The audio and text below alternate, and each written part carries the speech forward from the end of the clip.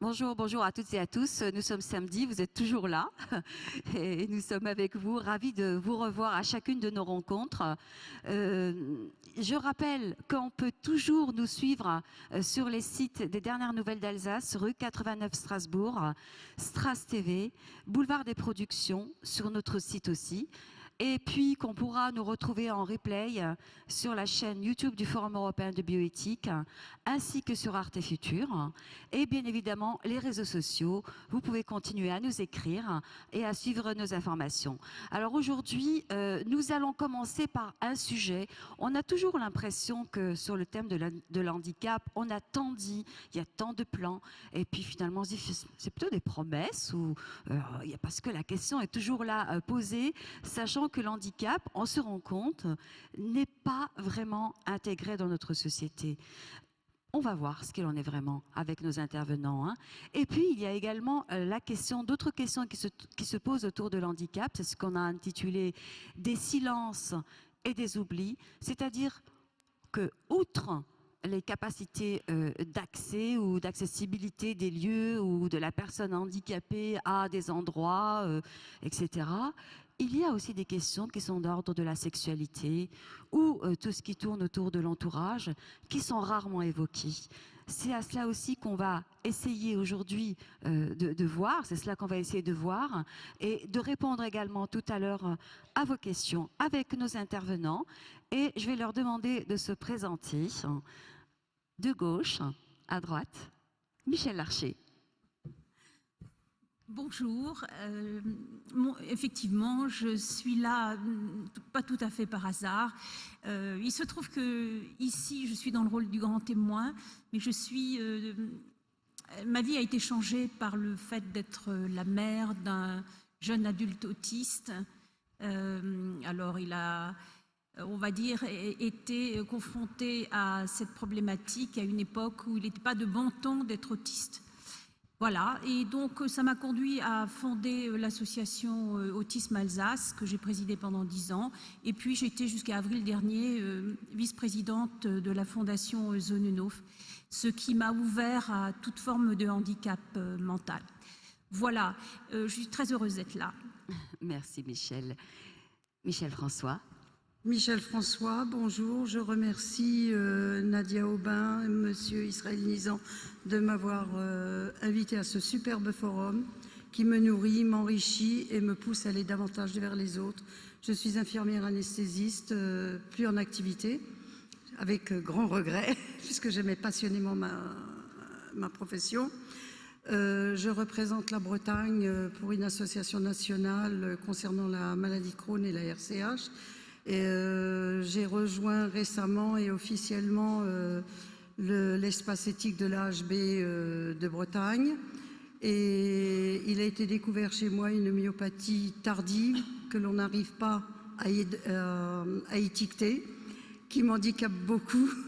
Mais malgré cela, je fais beaucoup de choses, j'organise des conférences, voilà. Et elle vient régulièrement au Forum européen de bioéthique depuis un moment. Elle était dans le public quand nous lui avons proposé de venir un jour à la tribune. Duc du Alderville. Merci beaucoup Nadia. C'est la première fois que je viens au Forum européen de bioéthique. Je vous remercie beaucoup, professeur Nizan, de m'avoir invité. Moi, ma vie a basculé quand j'avais 20 ans dans la rencontre avec un petit garçon porteur d'une infirmité motrice cérébrale extrêmement lourde. Il ne parlait qu'avec les yeux. Et je dois dire que cette rencontre m'a fait plonger dans le bonheur. Et je dis ça sans vouloir être provocateur, dans la mesure où j'ai aussi été témoin d'énormes drames autour du handicap. Et ça m'a fait fonder cette rencontre à bras ouverts, qui accueille depuis maintenant 30 ans des enfants et des jeunes touchés par le polyhandicap. C'est dans toute la France, il y a 25 groupes, il y a à peu près 20 000 accompagnateurs qui ont participé. Je dois dire que ce qui m'a touché dans la rencontre avec Cédric, c'est sa dignité. C'est le fait que derrière le mur du handicap, la personne ne me semblait intacte. Alors de fil en aiguille, notamment désormais Alliance Vita, j'accompagne beaucoup de couples et de familles, de personnes touchées, concernées par le handicap dans les épreuves de leur vie, leurs dilemmes et leurs souffrances et aussi leurs joies. Et puis lorsque nous avons échangé aussi pour préparer cette table ronde, nous avons évoqué ensemble la figure du monstre. Et vous aviez vraiment envie de parler de ça, donc on verra ça tout à l'heure. D'autant plus qu'on en a parlé aussi lundi avec Jean-François Bronstein en évoquant la pensée de Canguilhem. Yves Alambic, tu as un micro. Yves Alambic, donc je suis pédiatre et je travaille dans un service de génétique à Strasbourg. Je m'occupe de handicap sous toutes ses formes depuis de nombreuses années, aussi bien chez les enfants que chez les adultes, et on aura l'occasion d'en parler. Oui. Et puis Romain Favre. Je suis obstétricien, accoucheur, et je me suis un peu hyper spécialisé dans la médecine prénatale. Et je suis confronté en fait tous les jours à la découverte de pathologies malformatives, et on parlera du monstre justement tout à l'heure aussi. Oui, et puis Romain Favre, qui est également suisse et qui vit aussi en France. Je crois qu'il y a aussi ce regard-là qui est intéressant. Un petit peu, oui. Un petit peu. Marcel Nuss. Alors, bonjour. Moi, je suis très engagé au niveau associatif et politique. Je me bats depuis des années pour la reconnaissance des droits des personnes handicapées, quel que soit le handicap. J'ai fondé une association qui revendique la reconnaissance de l'accompagnement sexuel et affectif des personnes handicapées, qui fait beaucoup de bruit, parce que c'est une association qui est dans une certaine inégalité aujourd'hui et qui revendique clairement cette inégalité en attendant que la loi évolue. Et puis, je suis écrivain. Je suis écrivain, conférencier, consultant, j'ai plein de casquettes. Voilà. Par avance, il faudra m'excuser parce que j'ai des gros problèmes d'audition. Oui. Et que mon appareillage n'est pas encore bien adapté. Merci beaucoup. Oui. Je vous laisse faire. Alors, attendez, je vais vous donner celui-ci. Est-ce que tu me mets du son là-dedans? Gilles, je vous laisse vous présenter aussi au public. Très rapide. Bonjour à tous, je suis Jill Nuss, l'épouse de Marcel, et également la secrétaire adjointe de l'Association pour la promotion de l'accompagnement sexuel qu'on a fondée fin 2013 avec Marcel et également ancienne accompagnante sexuelle. Voilà. On va aborder ce sujet. Mais gardez-le, vous en aurez besoin. Alors, juste rapidement peut-être avec Romain Favre, avoir une petite perspective ou un aperçu sur notre rapport à l'handicap, en particulier pour la société française, tu disais. Alors effectivement, j'aimerais bien qu'on fasse un petit voyage, un petit itinéraire dans le temps pour comprendre d'où est-ce qu'on vient. Et je commencerai pour parler des monstres avec Michel Foucault, qui dans les années 70-74 avait au cours des collèges de France en fait tout un cours sur les anormaux. Et il reprend en fait depuis le Moyen-Âge jusqu'à l'époque actuelle. Et au Moyen-Âge, il y avait 3 malformés emblématiques. C'était les êtres mi-animaux, mi-hommes, où on laissait tout de suite suggérer qu'il y avait eu fornication avec l'animal, c'était très mauvais. Et ces êtres ne vivaient pas très longtemps, ils étaient vite emmenés sur le bûcher. Le deuxième prototype emblématique, c'était les siamois, surtout les siamois avec 2 têtes, et ça posait des gros problèmes au clergé. Et Foucault raconte une histoire assez croquante où un curé était confronté à un siamois et s'est dit « bon, qu'est-ce que je fais? Est-ce que je vais les baptiser ou pas ?» Et finalement, il décide de baptiser le premier. Et quand il finit le baptême, le deuxième décède. Médicalement, c'est un peu compliqué à comprendre. Et sa première réaction était de dire il était probablement protestant. Pour un Suisse, c'est assez rigolo. Et le troisième prototype des monstres, c'était les hermaphrodites, qui posaient là aussi des gros soucis au clergé. Parce que c'est le clergé, c'est pas tellement les médecins qui s'occupaient de cela à l'époque. Et il n'avait de cesse de harceler ces individus jusqu'à ce qu'ils acceptent qu'ils avaient forniqué avec Satan, et on les brûlait également. Donc ça, c'est un peu les schémas des monstres au Moyen-Âge. Et puis, dans le temps, on a vu évoluer les choses vers une dégénérescence, mais plutôt, plus tellement de l'individu, mais du comportement. Et en lien avec cette dégénérescence, eh bien, on voit arriver ces mouvements très importants en Europe et en France, qu'ont été l'eugénisme, l'hygiénisme et la biocratie. Et ceci est en lien clairement intime avec ce thème de la dégénérescence de la race. Alors, l'eugénisme français était très évolué au début du siècle, et un des premiers instigateurs était, comme moi, un accoucheur, Adolphe Pinard, qui disait que la puériculture, c'est la science de l'amélioration de l'espèce et elle est d'origine française. Il le revendiquait. Et c'est lui qui crée en 1913 la société d'eugénique, qui deviendra la société de génétique. Intéressante filiation. Et à cette époque, on mettait plutôt l'accent sur la tare que sur les tarés. Et son leitmotiv, c'était la guerre à la tare plutôt qu'au taré. Et donc, il instaure des luttes contre les taudis, contre la prostitution, contre la syphilis, la tuberculose. Et bien sûr qu'à cette époque-là, un des principaux acteurs de l'eugénisme, c'est Alexis Carrel, qui a publié donc L'homme c'est inconnu et qui disait « Nous ne pouvons pas prévenir la reproduction des faibles, ni supprimer les enfants de mauvaise qualité, comme on le ferait d'une petite portée de petits chiots. » Mais enfin, c'est quand même lui qui a inventé la chambre à gaz. Et Alexis Carrel disait « La biocratie au lieu de la démocratie ». Ça m'amène à la biocratie, justement. En 1920, un des principaux auteurs, c'est Toulouse, qui a créé, en fait, qui est à l'origine de la puériculture, entre autres. Et en 1931, il crée l'association des études sexologiques, où il a plusieurs buts: favoriser la contraception, amener possibilité de stérilisation chez les handicapés en particulier, et accès à l'avortement, en 1931 déjà. Et Toulouse disait, on favorisera la naissance des beaux enfants, c'est à eux que doivent aller les primes, la France peut ainsi devenir une nation d'élite, et le travail de manœuvre sera laissé à nos sujets coloniaux. Intéressant programme. Et l'hygiénisme se développe dans la même époque, et les programmes des hygiénistes impliquaient l'intervention de l'État et des médecins. Et dans l'évolution est apparu plusieurs auteurs importants comme Sicard de Plozol, qui, à la fin de la guerre, en 1945, disait que l'eugénisme dépend des procréateurs eux-mêmes, de leur éducation et de leur volonté. De la même manière, Jean Rostand, en 1953, disait que en dehors de toute mesure coercitive, et on y vient, Oui. toute intervention de l'État, ça j'ai beaucoup plus de peine à croire, on peut imaginer une extension d'une eugénique éducative et persuasive. Et C'est pour ça qu'on a toujours peur d'ailleurs. Ben oui. Et donc plus récemment, dans les années 70, apparaît le diagnostic prénatal en France. C'est une nouvelle possibilité de contrôle et de sélection de la descendance.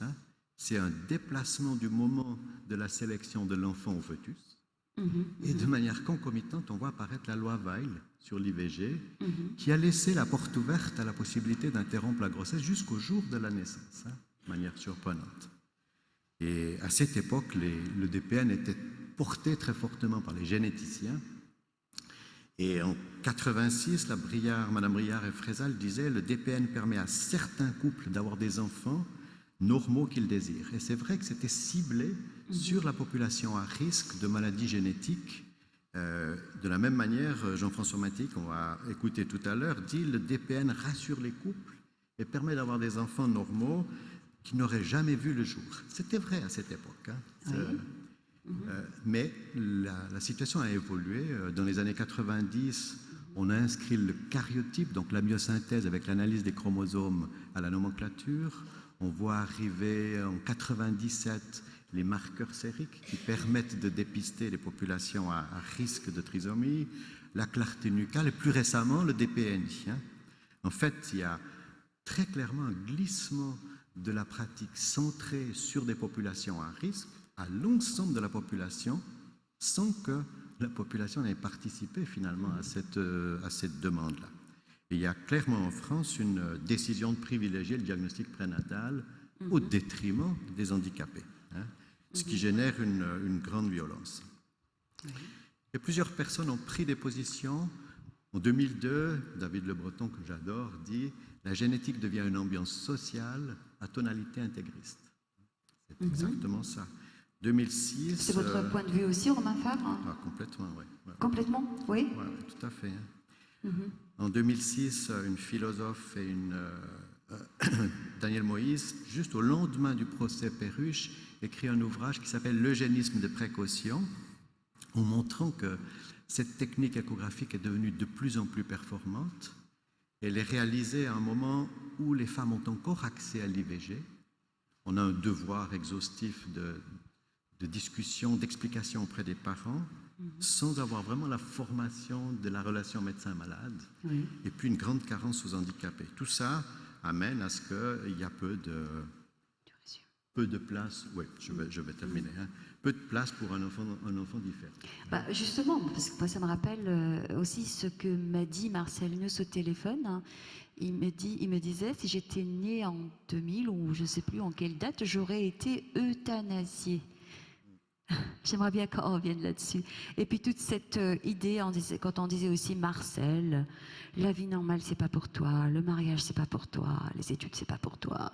C'est-à-dire que même après être né, il y avait aussi toute cette série d'interdits, enfin en tout cas d'impossibilités. J'aimerais bien qu'on vous écoute là-dessus. Oui.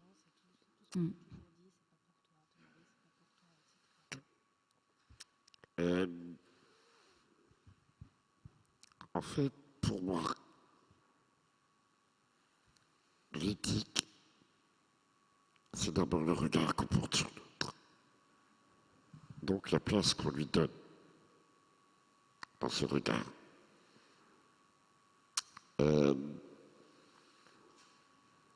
Oui, moi je suis convaincu que aujourd'hui je serai euthanasié. Parce que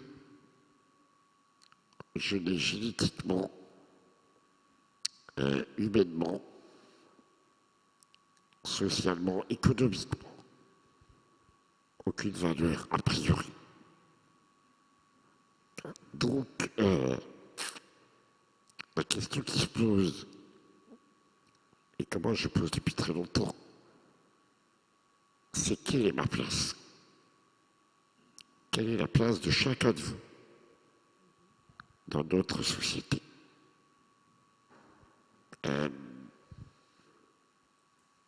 C'est quoi être humain? À partir de quel moment on est humain? Qui peut décréter que ce que je vis est inhumain ou pas? À partir de quel moment une vie est-elle inhumaine? On est seul face à cette réponse. Parce que ma réponse ne sera pas la vôtre. Chacun a ses propres limites. L'éthique s'inscrit pour moi dans la limite de l'autre. Dis-moi quelles sont tes limites. Et je pourrais respecter ton cadre. Encore faut-il me le dire.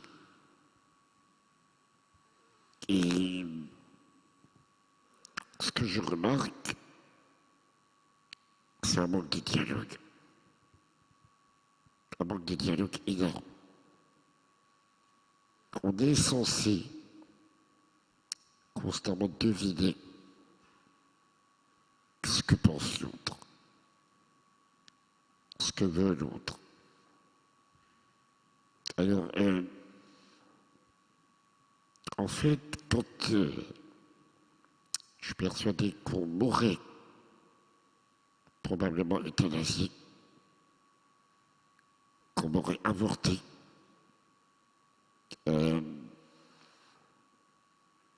Je pense que c'est aussi lié à une méconnaissance de l'autre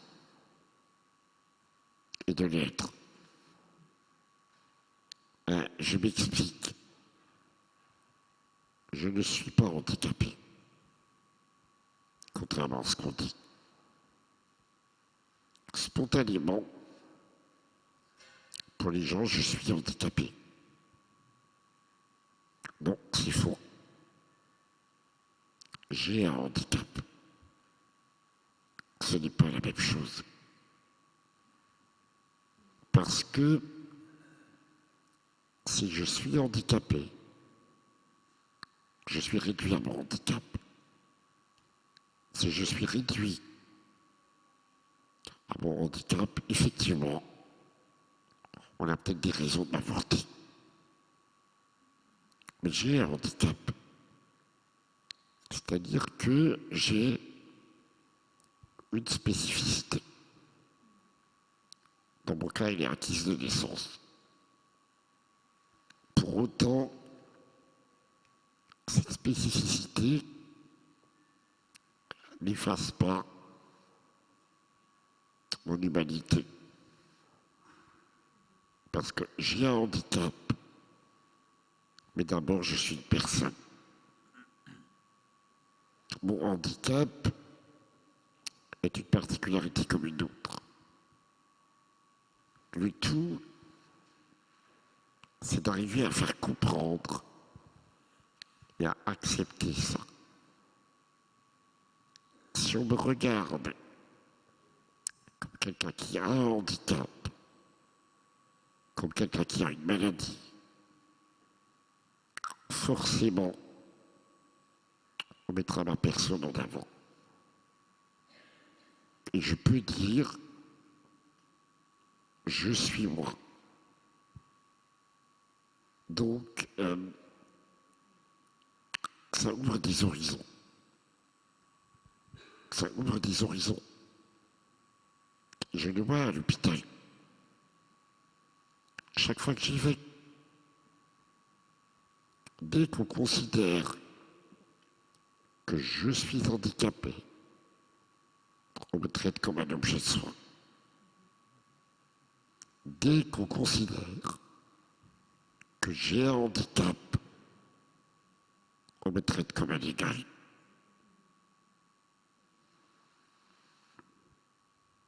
Ce qui veut dire que, en fonction du regard qu'on porte à la personne, où on lui ouvre des portes, où on les lui ferme, où on lui donne les possibilités de se réaliser, où on l'en empêche. En fait, pour moi, la vie, c'est une question de foi. La foi en l'autre et la foi en soi. Mais encore faut-il apprendre à dialoguer.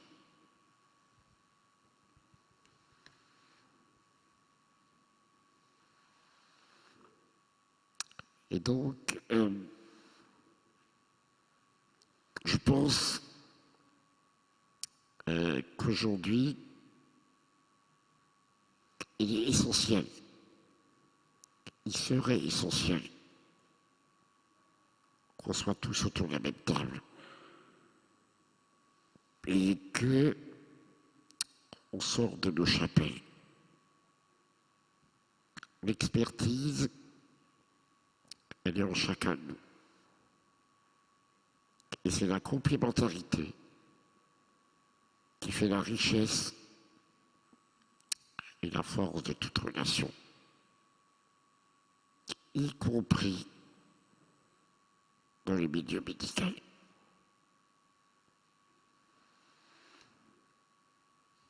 Je ne détiens pas la vérité, mais j'ai ma part de vérité. Et c'est celle-là qui peut, en étant confronté à d'autres vérités et d'autres expertises, qui, moi, peut m'aider à grandir et à devenir autonome.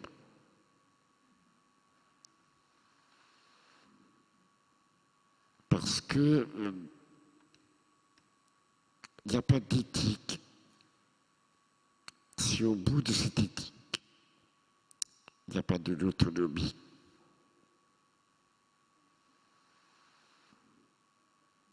L'éthique est un vecteur d'autonomisation. De l'autre et de soi-même. C'est évident.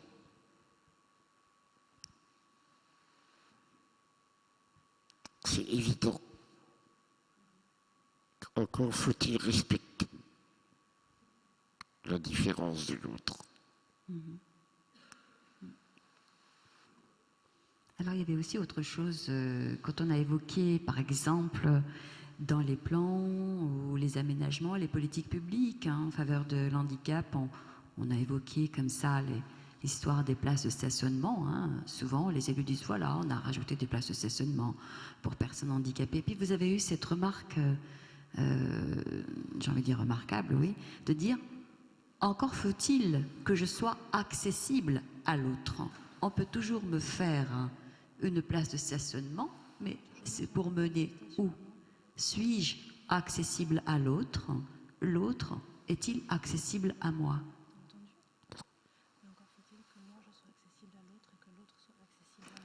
Non.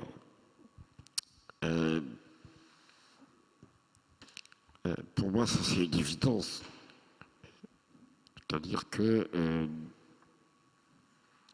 là encore, ce n'est pas parce que j'ai un handicap que tout m'est dû. J'ai des droits. Il ne faut pas confondre autonomie et assistanat.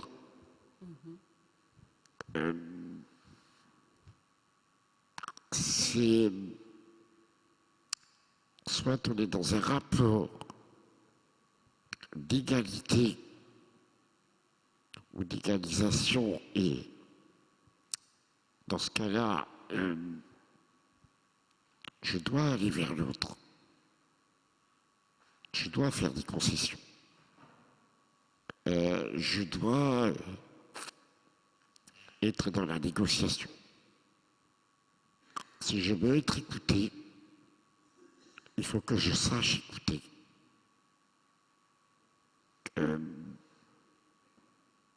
Avoir un handicap ne permet pas de dire je veux ou j'ai le droit. Oui. Donc,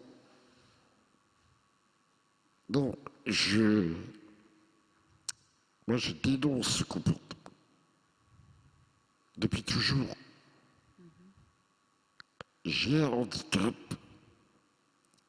mais j'ai des devoirs. En tant que personne. Oui. Ou alors, je suis assisté. Dans ce cas-là, on pensera pour moi, on décidera pour moi, on agira pour moi. Oui. Parce que personnellement, je refuse. Je refuse. Je suis assez grand pour penser, assumer mes actes, mes paroles, mes envies. Être citoyen, c'est être sur le même niveau Oui. de droit. Ni plus, ni moins. Si je revendique des privilèges, je m'écarte de l'état droit.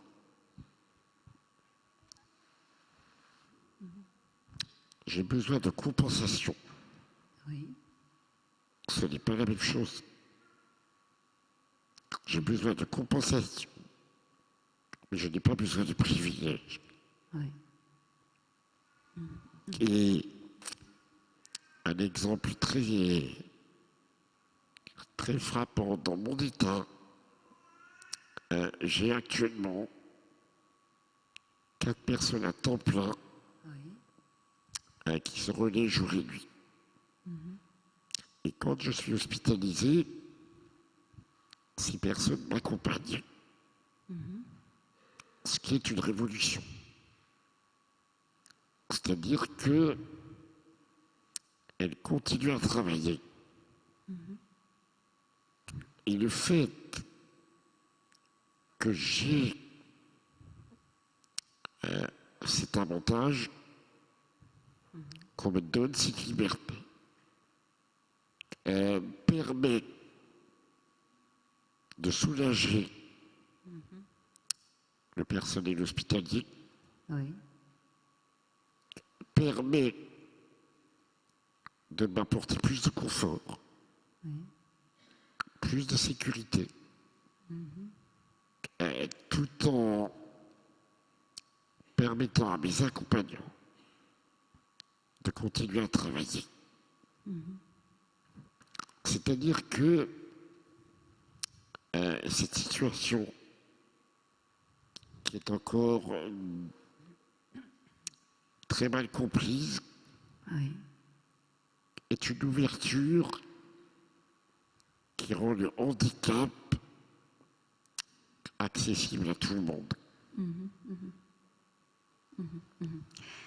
Alors, Gilles, je Et à voudrais tout juste... point de vue. Pardon. Comment Je vous en prie, continuez. En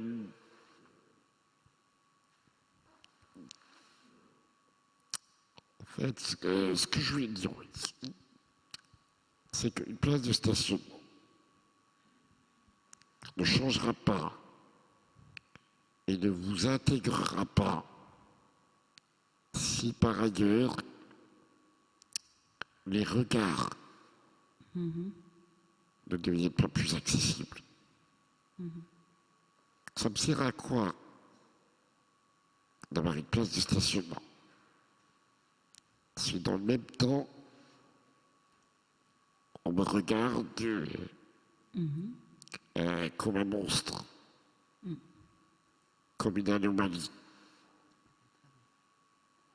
Ça sert à quoi de rendre une société accessible si ceux qui composent la société ne le sont pas? Si aujourd'hui, pour moi, tous les défis, changer les regards à tous les niveaux, changer les regards sur l'autre pour lui permettre d'avoir sa juste place, c'est-à-dire celle qu'il souhaite et pas celle qu'on veut l'obliger à prendre. Oui. Mais c'est valable si je suis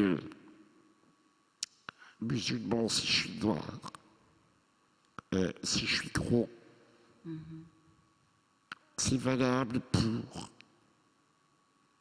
toute personne qui n'entre pas dans le cadre de la normalité. Oui. Oui, ou alors qu'on estime ne pas être à sa place aussi. Je pense que ce témoignage, ces analyses aussi de Marcel Nuss ont dû vous parler beaucoup parce que c'est aussi cette rencontre de l'autre qui vous a amené sur le terrain de l'engagement. Oui, j'ai pris beaucoup de notes et je trouve qu'il y a des choses, bien sûr, qui appartiennent à Marcel. Je vois que son épouse lui redit ce que je dis et effectivement, moi je pense que nous avons besoin de médiateurs pour changer nos regards. Et parce que changer le regard, ça ne peut être fait que dans la rencontre, une rencontre durable. Il est certain que lorsque nous nous rencontrons dans nos différences, le premier moment, celui de la sidération, peut générer je dirais un instinct primitif de rejet, de peur réciproque. Et j'ai trouvé très, très beau cette demande d'être accessible à la relation. C'est comme ça que je l'ai entendu, accessible à la relation. Alors c'est vrai que au fond, j'ai entendu aussi ce qui a été dit sur le fait que la porte doit rester ouverte.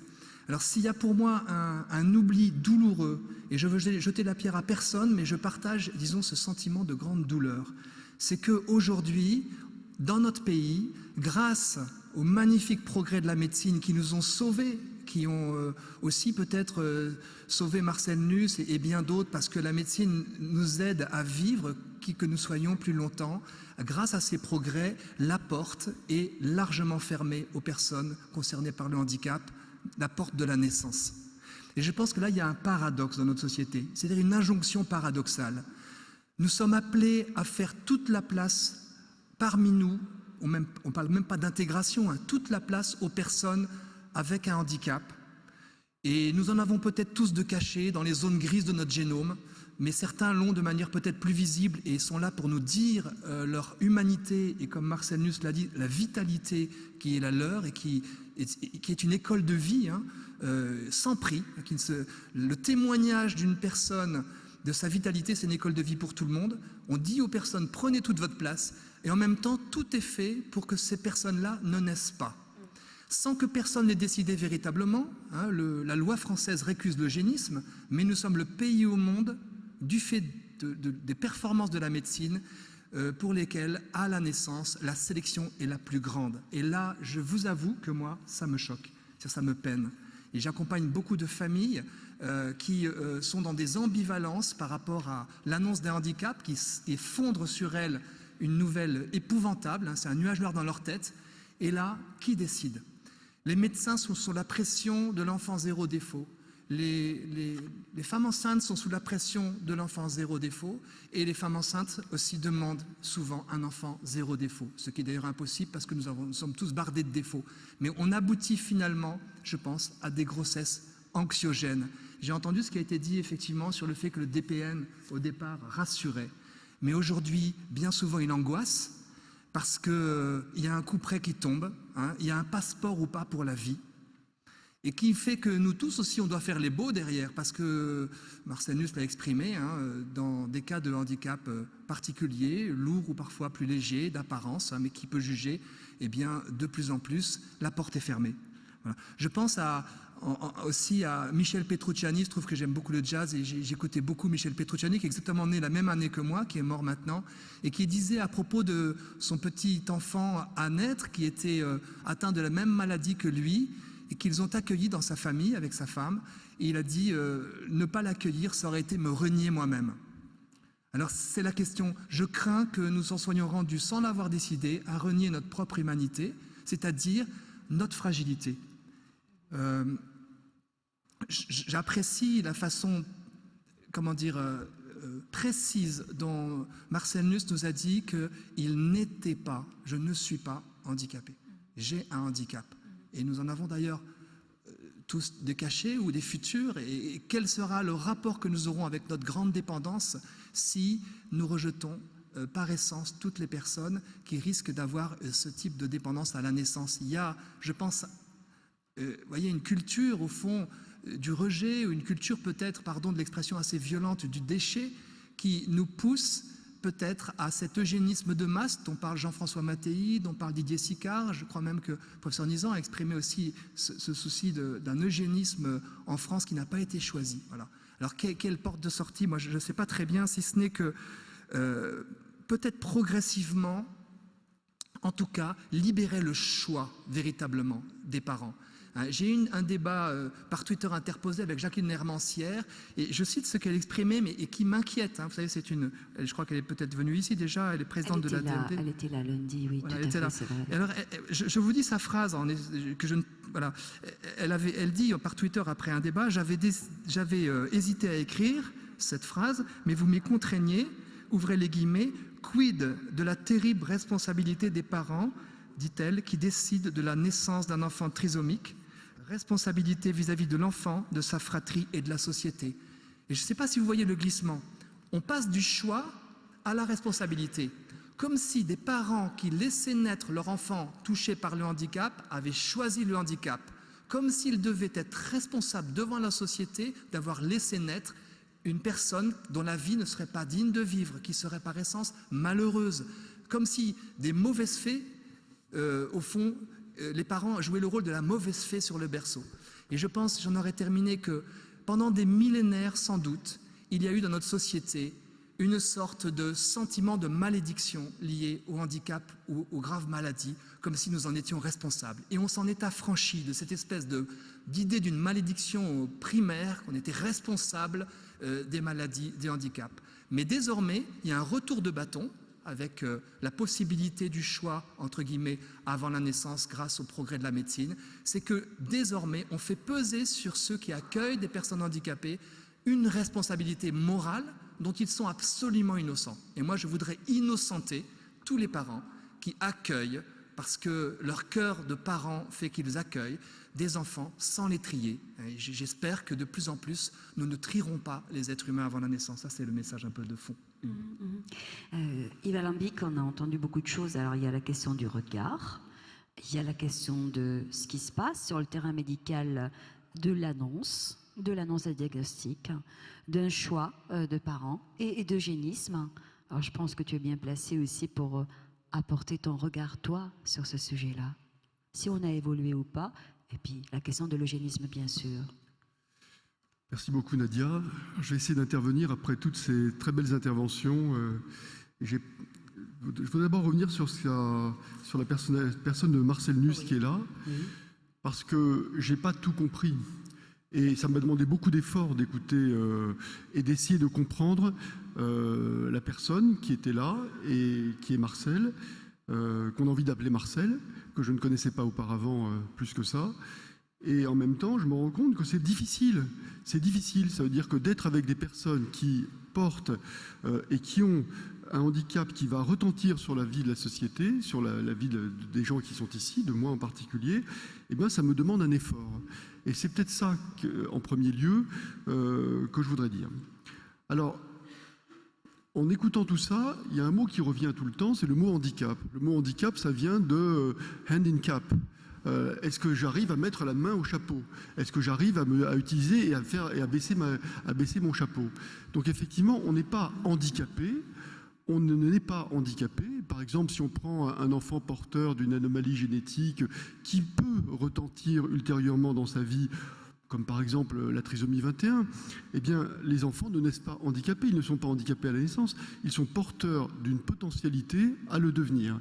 Ça, c'est quelque chose d'important. C'est effectivement, l'humanité, on a entendu ce mot chez Tugdual, la fragilité de l'humanité, également la force de l'humanité. Il n'y a pas que la fragilité dans l'humanité, heureusement. Eh bien, elle est là. C'est-à-dire que la personne, c'est l'humain, et qui en même temps est porteur de problèmes qui vont provoquer quelque chose qu'on va appeler handicap. Alors qu'est-ce qu'on peut appeler handicap? Moi je dirais c'est l'adaptation sociale. Et je dirais que ce que j'ai entendu chez Marcel Nuss, c'est une adaptation sociale avec une vraie difficulté pour les gens qui sont en face, à essayer de comprendre. Moi, je n'ai pas compris plus que peut-être 50% de ce qui a été dit. Et j'ai fait l'effort de le faire pendant un certain temps. Je suis dans une réunion, je me donne du mal. Alors, j'essaye de me dire, est-ce que dans la vie de tous les jours, comment vis-à-vis de gens qui sont bien moins bienveillants que je le suis aujourd'hui, puisqu'il y a également une notion fondamentale, c'est la notion de bienveillance, de bientraitance. Est-ce qu'on est là-dedans tous les jours? Évidemment, dans la vie quotidienne, on ne l'est pas. Et pourtant, je pense que la société, le regard a changé. Alors, qu'est-ce qui a changé? C'est pas ce qu'on voit aujourd'hui, mais la société, parce qu'ici la société elle est essentiellement à 99% blanche et caucasienne, à ce que je vois ici. Il y a vraiment, on est vraiment entre nous, on peut dire, hein, je ne vois pas un seul voile. Alors que la société, pour moi, quand je vais dans mon hôpital, je vois 50% de femmes voilées. Je n'en vois aucune ici. Je ne sais pas où elles sont. Je ne vois pas de grands barbus. Je ne vois pas de gens qui sont d'autres origines. Ça, c'est un problème quand même. Parce que les gens qui viennent écouter ici, qui sont-ils par rapport aux autres gens de la société? Ça, c'est un. Mais la société, il y a 30 ans, c'est une société qui était essentiellement à 90% d'origine catholique. Et c'était une société avec une vue très précise sur le handicap, sur l'autre, et qui était une société qui avait une certaine bienveillance vis-à-vis des personnes qui étaient différentes une fois qu'elles étaient nées. Effectivement, comme l'a dit Romain Favre, je crois qu'il y a eu une révolution. La révolution, c'est la contraception. La contraception et effectivement la possibilité pour les femmes d'avorter librement jusqu'à un certain délai dans leur grossesse. Et je pense qu'il faut remercier Madame Veil d'avoir fait cette loi. Mais qu'est-ce qui a changé dans la société? C'est la diversification de cette société, l'apport des migrants, des migrants depuis des générations et des générations, qui fait que cette société est totalement différente. Il reste encore dans notre société des moments extrêmement difficiles. Je vais donner quelques exemples, en tout cas un seul, peut-être pour le moment, puisqu'on est beaucoup à parler. C'est une petite fille trisomique, porteuse de trisomie, reprenons ce terme, elle est porteuse, qui vient dans une école de banlieue un peu chic à Strasbourg, et les parents me disent « mais je n'y arrive pas, c'est pas possible, dans cette école, elle est constamment rejetée ». Elle est rejetée, et je vais voir à ce moment-là une directrice d'école, Madame Zorgnotti, qui est à l'école de Cronenbourg, à l'école du Ried, et qui me dit « mais Yves, il n'y a pas de problème, moi j'ai déjà 42 nationalités ici, alors 42 plus une, ça fera 43, et j'aurai aussi les trisomiques ». Voilà, c'est ce regard-là qui permet de s'en sortir. Car la richesse dans l'école, c'est ça qui a changé, c'est la compréhension pour les enfants ordinaires, on ne va pas les appeler les enfants normaux, les enfants ordinaires qui ne sont pas porteurs de handicap, c'est de découvrir très tôt que la société n'est pas homogène et qu'elle est diverse. Et c'est grâce à cela quand on sort de l'homogénéité, qu'on peut permettre l'accès aux autres, l'accès à l'humanité. Le regard également, il a changé dans les institutions. Je voudrais donner l'exemple d'une réunion qui avait été faite par la municipalité de Schiltigheim avec Raphaël Nizan, qui est le frère d'Israël Nizan, et avec Bernadette Val et André Val, qui ont eu un rôle extraordinairement important dans la région en ce qui concerne les associations, parce que les associations ont un rôle très important pour mieux comprendre et pour mieux amener à accepter le handicap. Et cette réunion, c'était une réunion pour créer la charte du handicap d'une ville. Cette charte du handicap a été faite à Schiltigheim, elle a été faite ensuite à Strasbourg, elle a été faite également à Ilkirch. Et cette charte, c'était une réflexion complète, non seulement sur l'accessibilité humaine, physique des personnes porteuses de handicap, mais c'était une réflexion sur l'accessibilité humaine complète dans la relation à l'autre. Une chose importante encore, et après, si je parle trop, il faut que tu me passes la parole. Voilà. Qu'est-ce que c'est que le handicap? Qu'est-ce que c'est? Parce que, évidemment, quand on voit quelqu'un comme Marcel qui est ici et qui parle et qui est intelligent et qui est... Mais bien sûr que ça demande de l'effort, mais c'est possible. Mais quand on est devant un enfant, on parlera certainement d'autisme tout à l'heure. Les enfants porteurs d'autisme, dans 70% des cas ou 80% des cas, ils n'ont pas simplement un problème d'autisme, ils ont un problème de déficience intellectuelle qui peut être léger, modéré, sévère. Ils ont des troubles sensoriels. Donc, il y a beaucoup de choses qui interviennent. Ce qui fait que les lois, pour terminer, la loi d'adaptation sociale de 2002, la loi qui permet l'intégration scolaire des personnes porteuses de handicap, bien sûr que toutes ces lois qui permettent de mettre les uns avec les autres, les différentes personnes de la société, elles ont du sens, toutes ces lois, mais également elles ne permettent pas à tout le monde d'être intégré partout, et certaines personnes ne peuvent pas l'être. Tu voulais que j'intervienne encore sur l'eugénisme, je terminerai là-dessus. Sur l'eugénisme, c'est un peu compliqué. Si on prend avant la naissance quelqu'un qui est porteur, un bébé porteur de fœtus porteur de trisomie 21, il va aller au baquet. Et après la naissance, le pédiatre qui va le recevoir, l'annonce a bien changé. L'annonce, ça va être votre enfant, c'est très très difficile à vivre, mais vous allez voir, on va vous aider et la société va vous aider à vivre avec cet enfant. Dans ce qui va se passer avant la naissance et après la naissance, je voudrais quand même vous donner juste un exemple. Une famille qui a un petit Quentin et qui vient en consultation de génétique avec son petit Quentin depuis des années. Cet enfant est absolument adorable, il est porteur de trisomie et il est très mignon et les parents sont adorables et l'aiment beaucoup. Je reçois en consultation, juste avant eux, un couple qui vient en me disant « on nous a appris que notre fœtus était porteur de trisomie 21 ». On ne sait pas quoi faire, on est vraiment en difficulté. je quitte la salle de consultation et je vais voir la famille de Quentin. Et je dis à cette famille, est-ce que vous aimeriez évoquer votre vie avec Quentin et est-ce que vous aimeriez dire un petit peu ce qui s'est passé? Ils me disent non, aujourd'hui c'est pas possible. Mais ce qu'on peut vous dire, c'est que si on avait été dans la situation de ses parents, Quentin il serait pas là. On l'aurait avorté. Parce que même si on aime beaucoup notre petit, une fois qu'il est là et qu'on l'accepte dans toute son humanité et qu'il nous apporte beaucoup, c'est une vie non seulement difficile, mais on sait que la vie pour lui va être extrêmement difficile et pour nous aussi. Et on l'aurait avorté. Et on est très clair là-dessus, on y a réfléchi à plusieurs reprises.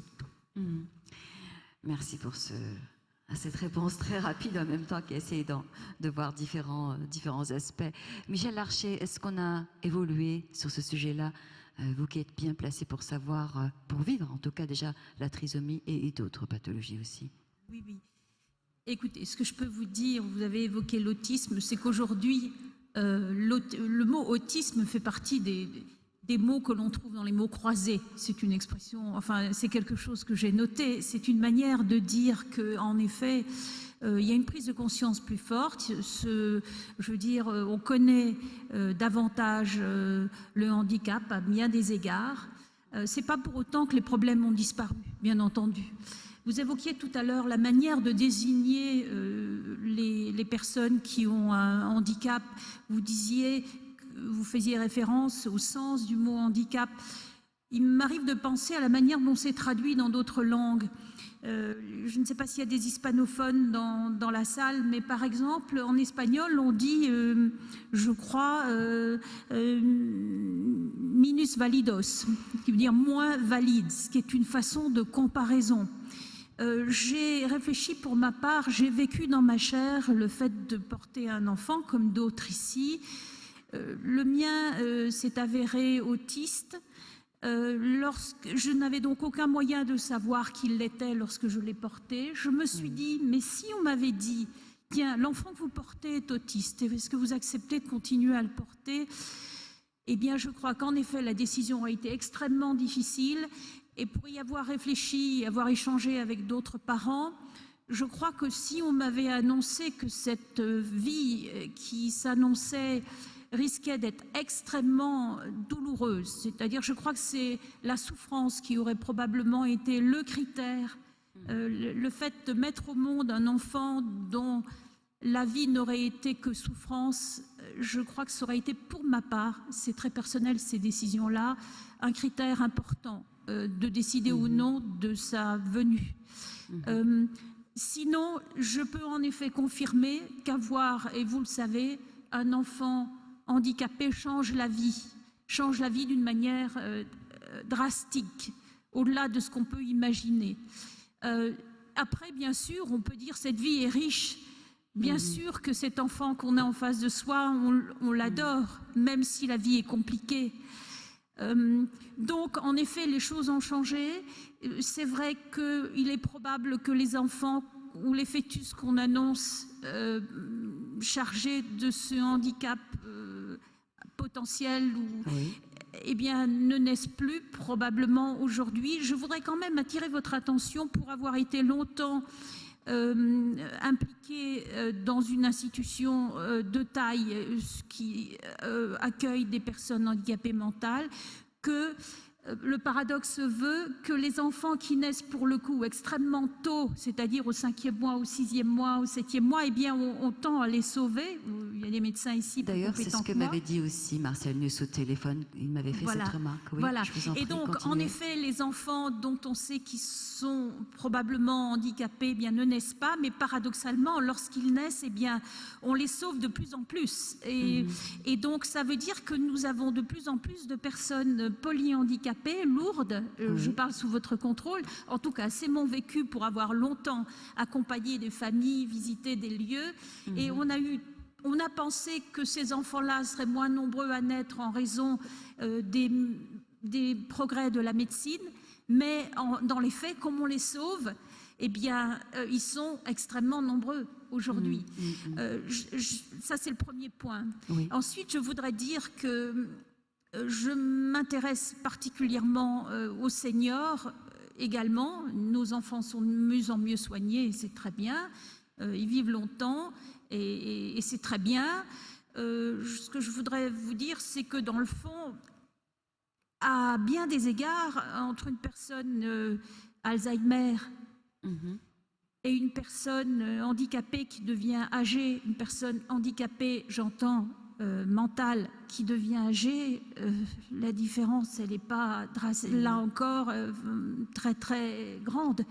Vous voulez dire que nous parlons de choses qui pourraient nous concerner tous? Voilà, dans c'est quelques ce dont je années, par voudrais vous exemple. parler. Oui, c'est-à-dire qu'il y a dans cette salle des gens de ma génération, les baby-boomers qui sont devenus mamie-boomers dont je suis, eh bien ces gens-là sont une génération extrêmement nombreuse. Et ce que je voudrais vous dire, c'est qu'ils vont constituer sous peu une partie majeure de la population, c'est-à-dire de personnes âgées ou en devenir, et donc forcément qui vont être d'une manière ou d'une autre, qui vont connaître les handicaps. Je suis handicapée, je porte des lunettes pour ne pas vous parler de mes autres handicaps. Donc ça va forcément changer le regard. Sachez que les baby-boomers aujourd'hui portent leurs enfants, mais ils portent aussi leurs parents. Jamais dans une maison on a eu autant de générations, dans une même famille, j'entends, côte à côte. Donc ça veut dire que nous nous sommes en contact avec nos parents qui vieillissent et qui sont très nombreux, et c'est très bien, et qui sont de mieux en mieux soignés. Et donc nous sommes confrontés au handicap là où rien ne nous préparait à cela. Et à la dépendance et à la problématique de l'autonomie, avec plein de guillemets. Et donc ça veut dire que quelque part le regard va devoir changer. Nous l'avons encore évoqué d'ailleurs, ça revient systématiquement dans les tables rondes, et en particulier sur la question de l'Alzheimer et celle de la fin de vie. Michel François, comme le disait tout à l'heure Michel Larcher, donc l'investissement, l'engagement dans les associations pour porter la parole de personnes qui sont atteintes de pathologie ou d'handicap a son importance. Je sais que vous êtes hyper active, vous, dans ce domaine-là, pas qu'en Bretagne d'ailleurs, hein. Vous êtes tout le temps à Paris, Lyon, un peu partout. Alors j'aimerais bien que vous nous rappeliez un petit peu sur une ou deux maladies sur lesquelles vous êtes extrêmement active, aussi bien pour pousser la recherche que pour aussi apporter des solutions. Oui, bien sûr. Je ne vais pas parler de la même manière que les personnes qui sont à cette table ronde. Je ne suis pas du tout au même niveau. Je ne sais pas quel niveau voilà. on a. Alors, il y a quand même une chose que je voudrais dire, c'est que notre civilisation judéo-chrétienne veut encore actuellement que tous les tabous ne soient pas levés. Et c'est une grosse erreur. Alors là, je crois qu'il y a énormément de travail à faire, à commencer par nos politiques, et nous aussi, ça c'est certain. Alors, il y a d'autres pathologies qui ne se voient pas, et notamment la maladie de Crohn, qui est une maladie extrêmement invalidante, qui peut toucher l'ensemble du tube digestif. Ça peut démarrer de la bouche, l'estomac, l'intestin grêle, le côlon, le rectum, les articulations, les yeux, la peau. C'est une maladie actuellement incurable. Il y a effectivement des traitements, des thérapies qui fonctionnent bien chez certaines personnes, pas du tout chez d'autres, et certaines qui ne pourront pas en bénéficier pour diverses raisons. Et alors là, il y a un énorme sujet au niveau des toilettes. On n'en parle jamais. Quelle que soit la ville où je me déplace, c'est une horreur, parce que dans le cadre de la maladie de Crohn, les toilettes, c'est une urgence. Hein. C'est pas dans les 10 minutes, c'est dans les 10 secondes. Ou alors, je pense que vous pouvez imaginer la catastrophe. Donc, on est très angoissé, on est en train de chercher, et puis voilà. Alors, le regard des autres, là, est très important. Parce que quand vous êtes à une caisse de supermarché et que ça vous arrive, imaginez ce qu'on peut vous dire. Elle est sale, elle est malade, elle a bu, elle est droguée. On entend tout plein de choses et c'est quelque chose d'effarant et on se sent très mal dans sa tête, c'est très difficile à accepter. Alors au niveau de l'emploi, en tant qu'infirmière anesthésiste, par rapport à cette première pathologie, j'ai dû cesser toute mon activité, ce qui a été pour moi terrible puisque j'étais très engagée, j'aimais passionnément ma profession. Donc je me suis dirigée vers autre chose et il y a peu de temps, une myopathie rare est apparue et dont on ne connaît toujours pas l'origine. On sait qu'elle est génétique, mais le gène incriminé, on ne le connaît pas. On continue de chercher et quand cela m'a été annoncé, là je dois dire que ça a été très très dur parce que cette myopathie évolue très très vite. J'ai des problèmes respiratoires, bon bah ça on va pas trop rentrer dans les détails, musculaires, mais enfin bon j'arrive à gérer. Mais alors là, il y a le rôle de la famille, enfin de la famille, pour moi ça se résume à mon époux. Mais donc on est dépendant. Quand vous êtes dans une baignoire et que vous avez, parce que vous avez envie de prendre un bain et qu'il vous faut 45 minutes pour en sortir, à la limite d'appeler les pompiers et vous êtes toute nue dans la baignoire, vous n'avez pas envie de rire.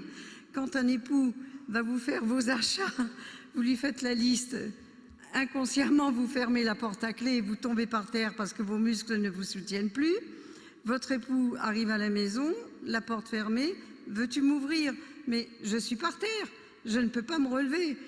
On arrive à ouvrir la porte, enfin mon époux en l'occurrence, on appelle le 15 qui envoie les pompiers avec un médecin, on vous soulève, on vous met sur un canapé, on téléphone à l'hôpital le plus proche pour vous héliporter sur Paris. Bon, il n'y a pas de fracture. Donc, je sortais de l'hôpital, j'ai pas eu envie d'y retourner. Mais le regard des autres est quand même douloureux. Il l'est.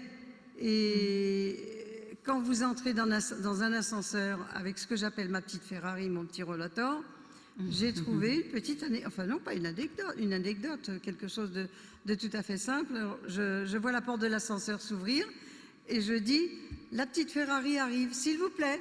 Alors là, le regard des gens s'illumine. Je crois qu'il faut aller vers les autres, parce que le regard des autres est important, mais les autres ont quelquefois peur d'aller vers vous. Et il faut y aller, il faut le faire.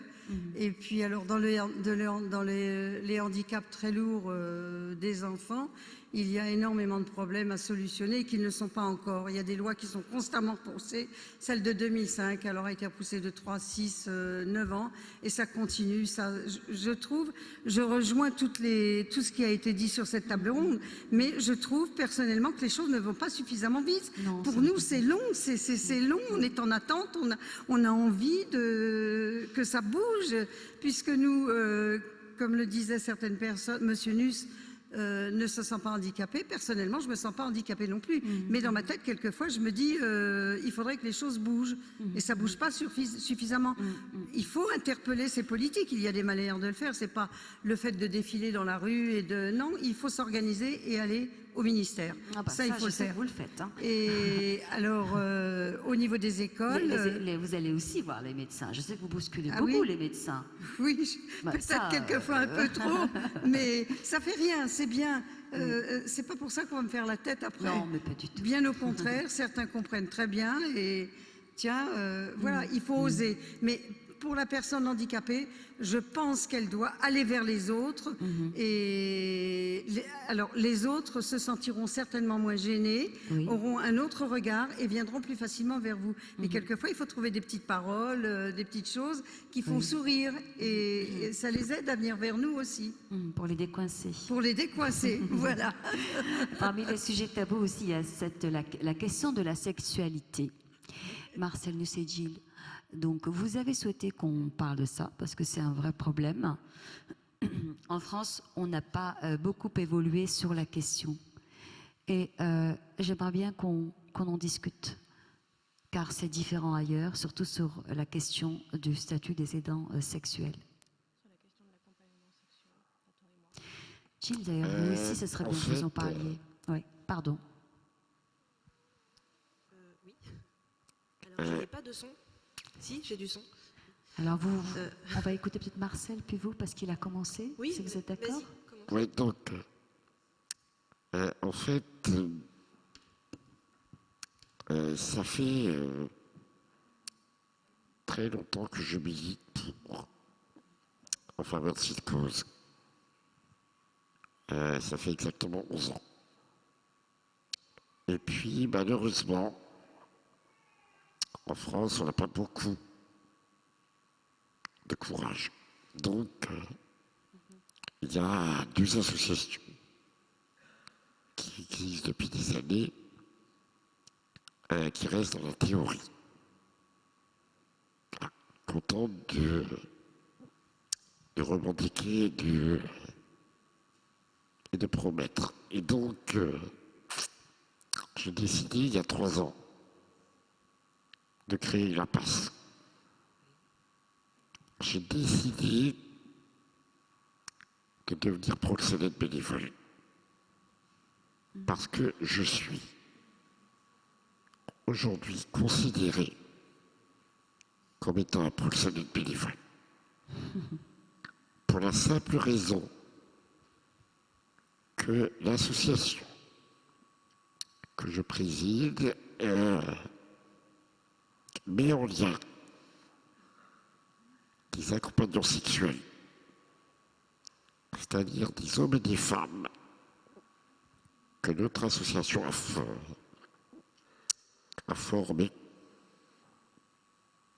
Il y en a actuellement 12. Il y en aura 10 de plus au minimum cette année, qui sont sur toute la France. Et nous acceptons, nous, de les mettre en lien avec des personnes en situation de handicap ou, comme ça m'est arrivé une fois, un médecin qui dirige un service de soins palliatifs m'a appelé parce que une personne sur le point de mourir avait le dernier vœu de rencontrer une accompagnante sexuelle. Il voulait, avant de mourir, avoir le bonheur d'avoir une dernière relation sexuelle. Tout comme on a eu le cas de ce monsieur de 96 ans,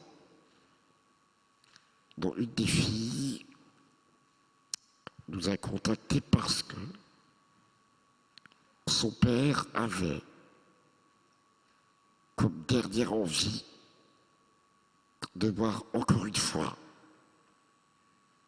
des seins et de les toucher. Rien de plus. Voir des seins et les toucher.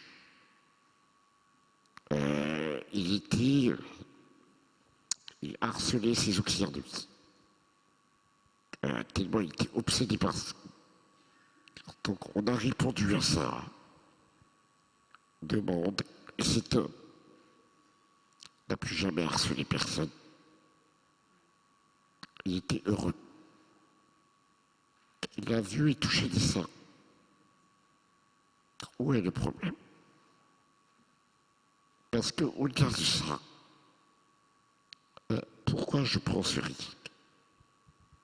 Parce que je trouve intolérable que des mères en France masturbent leurs fils,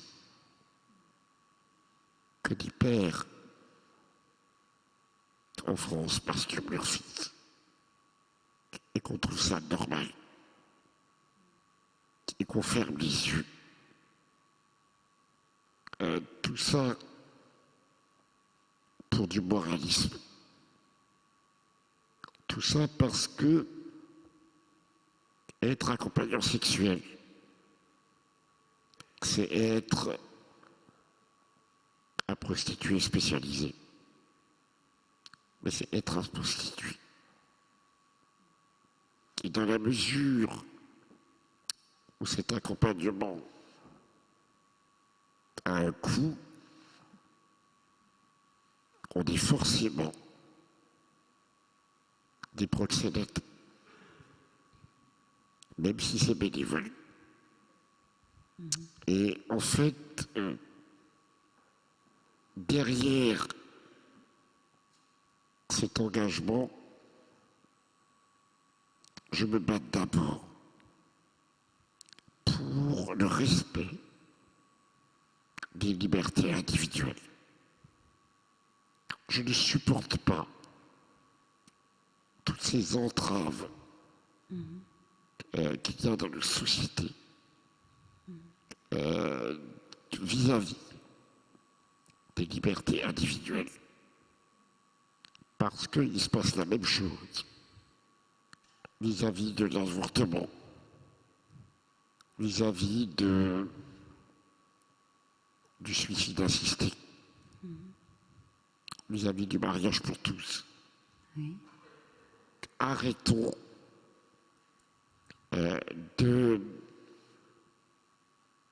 d'enfermer l'autre dans nos propres limites. La liberté, c'est un Dieu et c'est un droit trop précieux pour qu'il soit piétiné. Voilà. Donc, avec nos juristes et avec notre avocate, aujourd'hui, notre objectif, c'est d'arriver à obtenir que la loi soit modifiée. Tôt ou tard. Mais pour ça, nous avons besoin du soutien des personnalités. Oui. Nous avons besoin du soutien d'hommes politiques pour faire avancer la cause. Gilles, ça c'est votre engagement aussi, hein, sur le terrain des aidants sexuels. Vous avez un engagement aussi là-dedans. Oui, donc moi j'ai été accompagnante sexuelle quelques années. Oui. Et maintenant, depuis que j'ai rejoint donc l'association qu'on a créée avec Marcel fin 2013, je suis la secrétaire adjointe et également je m'occupe des formations des futurs accompagnants et accompagnantes sexuelles.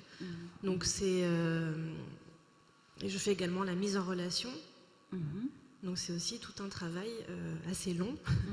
Et je fais le recrutement, entre guillemets, des futurs accompagnants sexuels. Et vous n'avez pas peur d'aller en prison? Non. non. Parce que oui, effectivement, comme le dit souvent Marcel... on est des proxénètes. Voilà, on est des proxénètes bénévoles. Oui. Et puis, bon, ça lui ferait une bonne tribune, hein, lui, il demande que ça. Mais effectivement, nous condamner pourquoi? Marcel le dit souvent, pour délit d'humanité, finalement. Parce que ce sont des personnes qui proposent, qui font cette activité librement, des personnes qui sont en demande, donc pour l'instant essentiellement des personnes qui formulent leurs demandes, mais on a de plus en plus, et on est très content de ça, de parents, de familles, de proches, de personnes en situation de handicap mental qui viennent vers nous et nous disent qu'est-ce qu'on peut faire. Donc on est bien loin aussi de tous les fantasmes véhiculés par les médias, etc. Voilà, une personne, un monsieur évidemment, parce que c'est que pour les hommes. On a aussi beaucoup de femmes qui nous contactent de plus en plus.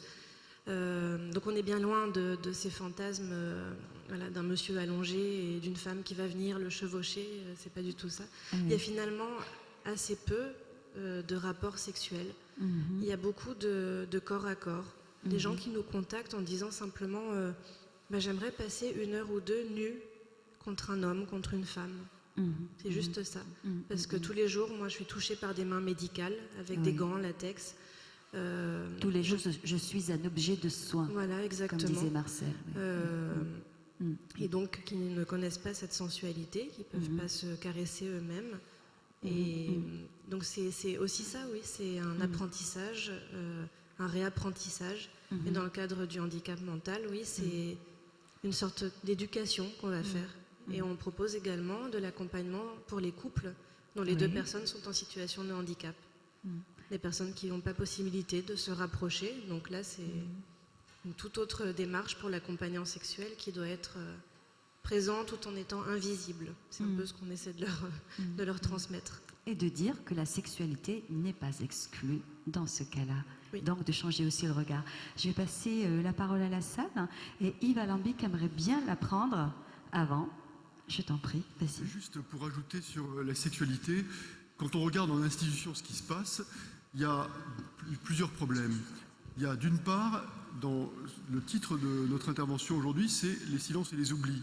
On peut également voir là-dedans la notion de maltraitance de l'institution vis-à-vis des jeunes handicapés et en particulier le risque de viol par des gens qui ont pouvoir sur les personnes porteuses de handicap. Ça c'est une chose, je ne vais pas aller plus loin. La deuxième chose, c'est que pour les familles, la sexualité n'est pas dissociée de la procréation. Et c'est toute la question en fait. Et même pour le corps médical, par exemple pour les gynécologues, je ne sais pas ce qu'en pensera Romain Faure, mais la plupart du temps, la sexualité, c'est on va mettre un implant, on va mettre un stérilet, on va organiser la possibilité d'éviter une naissance d'un enfant chez une personne qui est porteuse d'un handicap, en particulier mental. Voilà, juste ces deux mots. Israël, il y a une demande ici. Ah, tu veux intervenir? Non? Ouais. Oui, j'ai été. Merci pour cette table ronde exceptionnelle.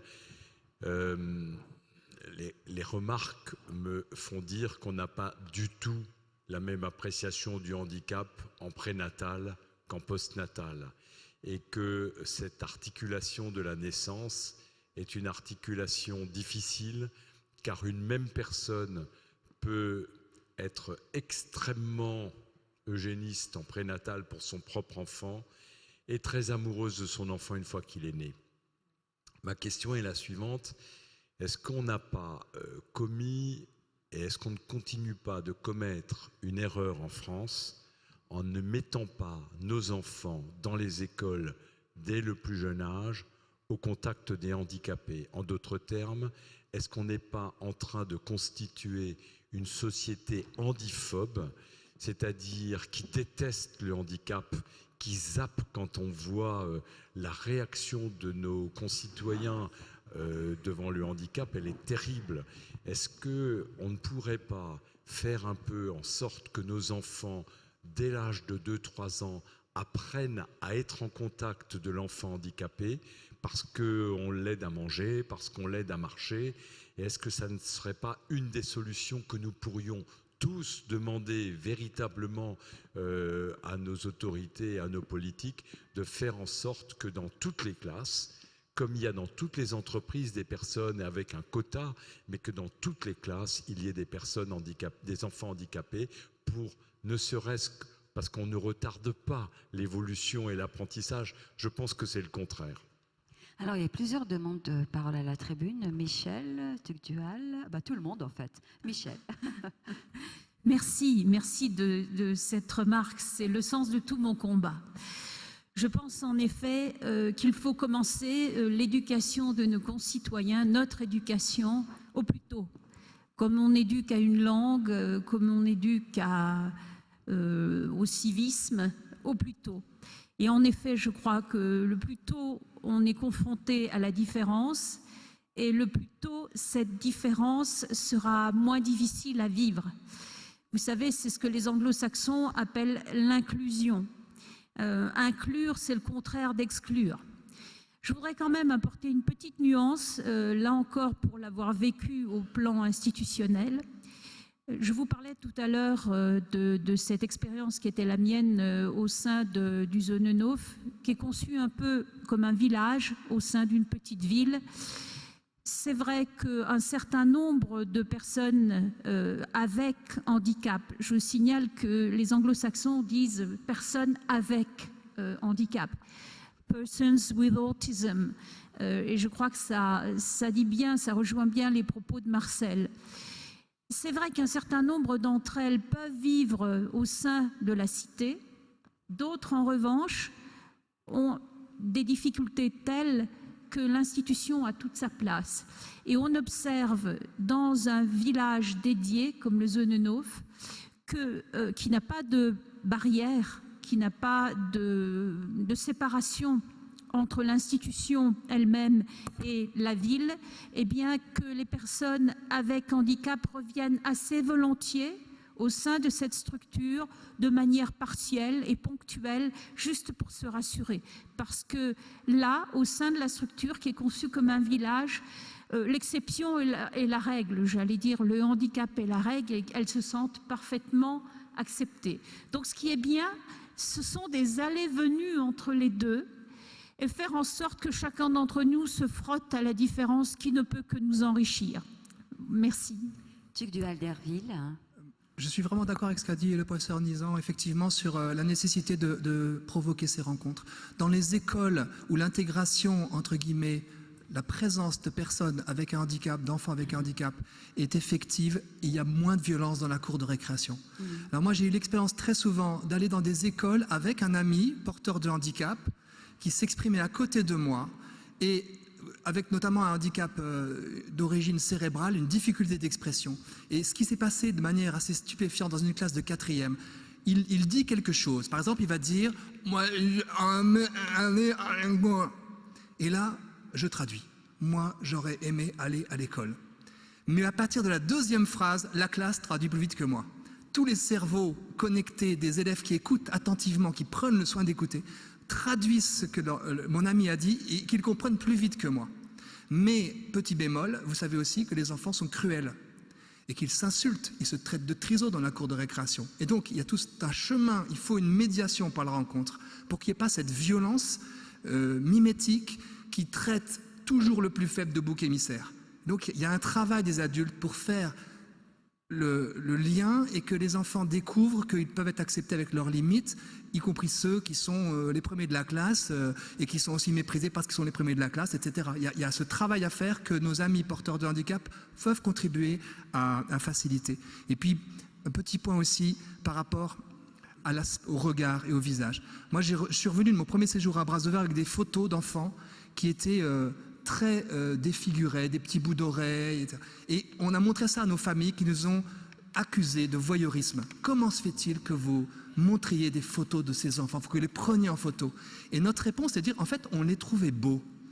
Au bout d'une semaine, nous ne voyions plus la réalité du handicap, on les aimait, et les personnes qu'on aime, on les trouve belles, on les trouve attrayantes. Et donc, il y a aussi cette réalité de prendre le temps d'une longue rencontre pour dépasser les peurs et le rejet, que ce soit à l'école ou dans le reste de la société. Romain ? Il y avait, pardon Israël, je crois qu'il y avait d'abord Yves, non? Oui. Oui. Je crois effectivement qu'une société homogène, ce n'est pas une société qui permet à l'individu d'être plein dans son humanité. Alors, la question du zone no-no qui a été évoquée, pour les gens qui ne connaissent pas, c'est effectivement un lieu qui, historiquement, a été créé pour être un lieu complet, où on vit depuis la naissance quasiment, enfin 5-6 ans, jusqu'à la fin de ses jours. Mais actuellement, de même que pour l'école, on a envie de mettre les enfants les uns avec les autres et d'organiser la diversification de la société. De même, on ne souhaite pas du tout actuellement que les gens soient dans des lieux géographiquement exclus de la ville.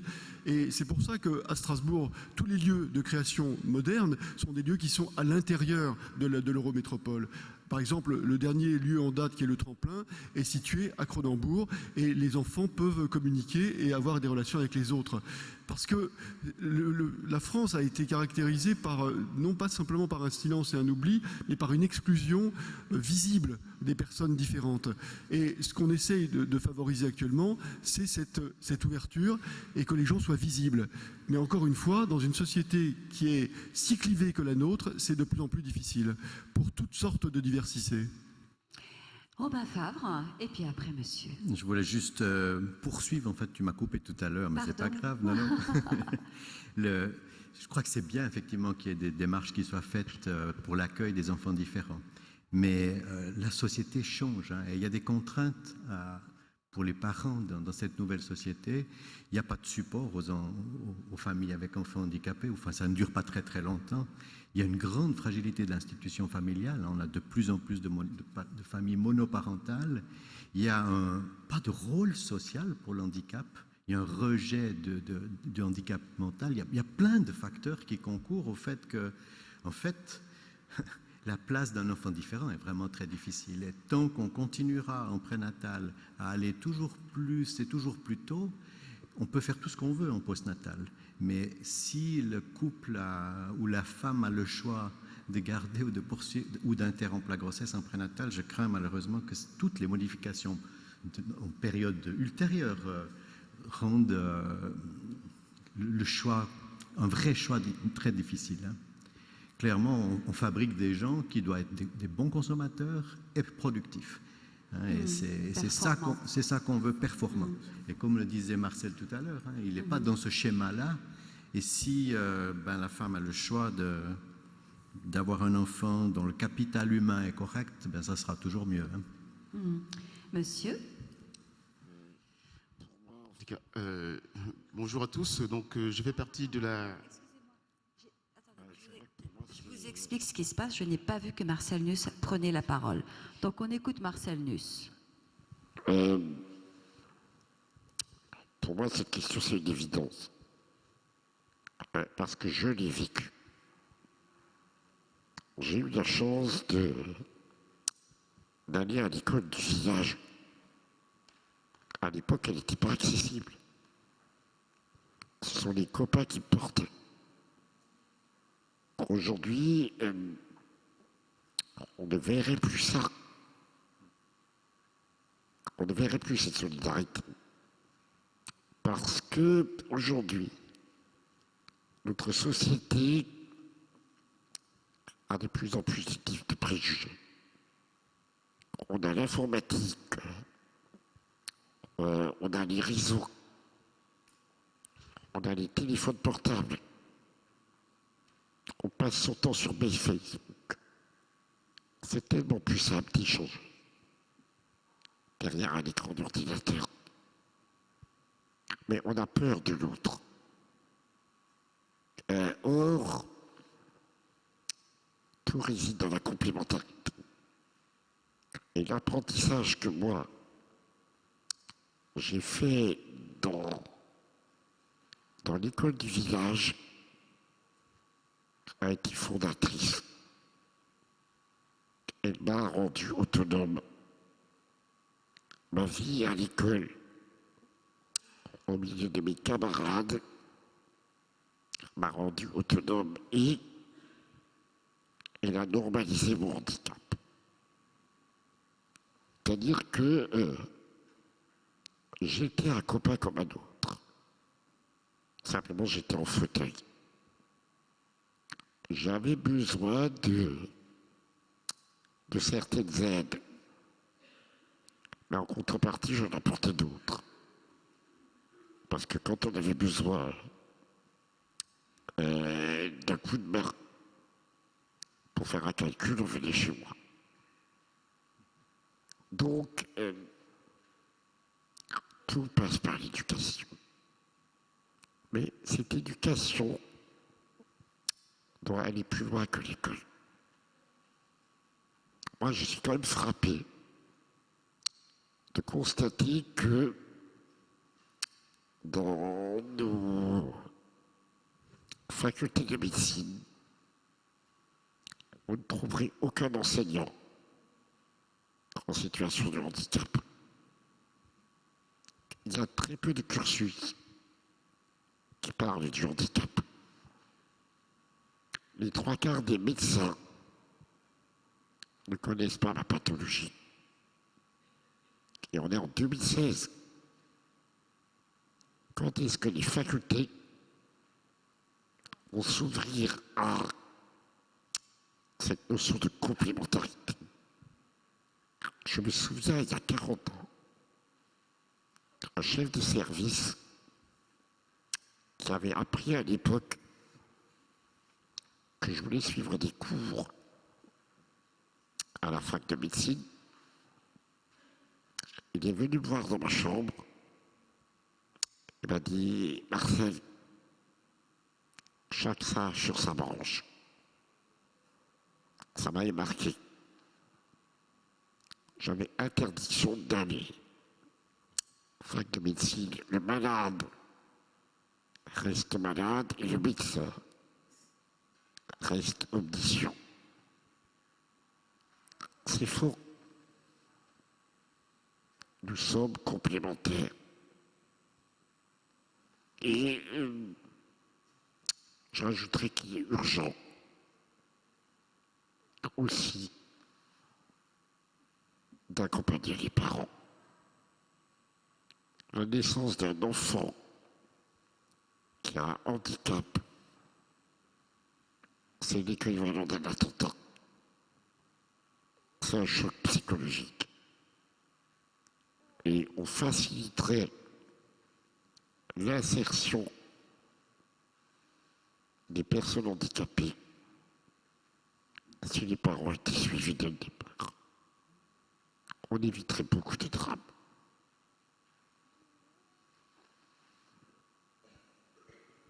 Merci. Monsieur, c'est à vous. Pardon? Oui? Ah, merci. Donc, juste puisqu'il fallait que je me lève, et je pense que c'est Monsieur Alambic qui disait qu'il y avait, il manquait des gens, donc je suis là. Et je suis là parce que effectivement la conférence, merci pour vos interventions qui étaient extrêmement riches et passionnantes. Et je partirai de la réflexion de Monsieur Alambic qui m'a interpellé. Alors je voulais d'abord avoir votre ressentiment sur ce que vous avez dit, et ensuite j'interviendrai. Vous avez dit le handicap, c'est l'adaptation sociale. Qu'est-ce que vous entendez par là? Ce que j'entends par l'adaptation sociale, c'est le fait de pouvoir s'adapter à la vie en société. Et quand on est porteur d'un handicap, il y a des difficultés à s'adapter à la vie en société. Et que si on peut s'adapter à la vie en société avec des compensations, comme il vient d'être dit, ces compensations permettent à ce moment-là une adaptation sociale et diminuent et donnent non pas meno valido, mais mas compensado de handicap. Je veux dire, justement, on est beaucoup mieux. C'est ça le but aussi de la société, c'est d'adapter socialement. Et je pense que je voudrais quand même donner une petite nuance d'espoir dans tout ça. C'est-à-dire que la société, elle a évolué. D'abord, on est là. Il y a des réunions, il y a des conférences, il y a partout des choses qui se passent pour réfléchir à ça. Et la société a fait des lois, mais les lois ne peuvent pas remplacer l'humanité des gens. C'est-à-dire que c'est à nous de faire vivre ces lois. Les citoyens que nous sommes, c'est à nous de faire en sorte que les choses changent dans la société. Il n'y a pas que les lois qui peuvent le faire. Elles sont là, mais si on ne les applique pas, dans notre manière d'être, elles ne bougeront pas. C'est notre humanité qui est en cause, et non pas simplement les institutions. Monsieur veut aussi encore poser une autre question. Voilà. Merci encore et de votre précision. Dans ce que vous dites, je l'entends, hein, mais je ne pense pas que le handicap, tel que vous posez la question de l'adaptation sociale, et moi qui travaille depuis quelques années sur la question de vulnérabilité, de fragilité et de précarité, on a souvent tendance justement à apporter ce que disait un anthropologue qui s'appelle Paul Farmer, la question de la victime accusée. C'est-à-dire qu'en posant la question de la victime accusée, c'est que les personnes qui ne sont pas handicapées, mais en situation de handicap, parce que nous sommes tous ici, les uns les autres, à la fois à un moment ou un autre dans notre existence, nous sommes fondamentalement vulnérables, nous sommes tous à un moment ou à un autre fragiles, ne se pose pas la question de l'adaptation sociale. Et c'est pour ça que ce qui me semble essentiel à dire, c'est que le handicap, c'est avant tout une construction socio-culturelle. À toutes les étapes, hein, et vous l'avez commencé à l'avancer, à toutes les étapes de l'histoire de l'humanité, les sociétés construisent et disent ce qu'elles font du rapport à l'autre. Et ce qui est posé ici, c'est moins la question de l'adaptation sociale que la question de que faisons-nous avec la diversité humaine. C'est-à-dire que chacun d'entre nous, plus ou moins, et je pense notamment, il y a une petite histoire qui s'appelle La casserole de l'atoll, que je conseille peut-être de lire. Chacun d'entre nous, plus ou moins, au moment de son existence, est confronté à une difficulté. Et la question du handicap, c'est pas d'avoir un regard différent sur l'autre, mais c'est plutôt d'aborder l'altérité dans le point qui n'est pas celui du rapport à la différence, mais plutôt le point de ce que l'altérité est d'abord une question autour du lien. Et donc ce qui manquerait ici, c'est de travailler sur la question du lien, de la relation sociale, de la question de l'accessibilité universelle, qui ne part pas, entre guillemets, et c'est bien que le colloque s'intéresse au normal et au pathologique, hein, de la construction sociale de la normalité par la majorité qui désinclut. Et la question de l'inclusion, ce n'est pas la question qui est posée en termes de l'exclusion. Non, on ne peut pas inclure des gens qui sont dans la société. Et ça pose la question de ce qu'on appelle la liminalité, de l'entre-deux. Et donc, il n'y a pas ici, pour moi, la question de l'adaptation sociale. Elle n'existe pas. Elle est dans ceux qui veulent construire le monde à leur image. Alors, moi j'aurais juste une toute petite précision. Ici, ce n'est pas un colloque, hein, c'est un forum. Voilà, merci. Nous détestons ce mot-là. Moi, j'avais une question qui s'adresse à Marcel et à son épouse. Ce n'est pas tant l'argent qui personnellement me gêne dans le mécanisme des aidants sexuels, mais c'est plutôt l'asymétrie. Chacun imagine que dans un acte sexuel, il y a deux personnes qui tirent du plaisir mutuellement de leurs caresses réciproques. Or, dans ce que vous proposez, il y a une asymétrie sur ce point-là, puisque, alors c'est ma question, il y a une asymétrie sur ce point-là. La société, comme vous l'avez dit, n'est pas prête à reconnaître que parmi les besoins d'un humain, il puisse y avoir aussi des pulsions et des besoins sexuels. Elle classe ces besoins différemment et les hiérarchise plus bas que le besoin de pouvoir respirer, le besoin de pouvoir manger, le besoin d'être regardé comme autrui. Elle les classe différemment et en cela, votre démarche est extrêmement importante de nous dire c'est aussi une nécessité, mais dans cette nécessité et pour la mettre en œuvre, on est obligé d'en passer, me semble-t-il, mais je me trompe peut-être, par une asymétrie entre une personne qui demande et une personne qui reçoit cette demande. Alors, je propose aussi qu'après la réponse de Marcel Nuss, on écoute également Gilles. Tu réponds d'abord.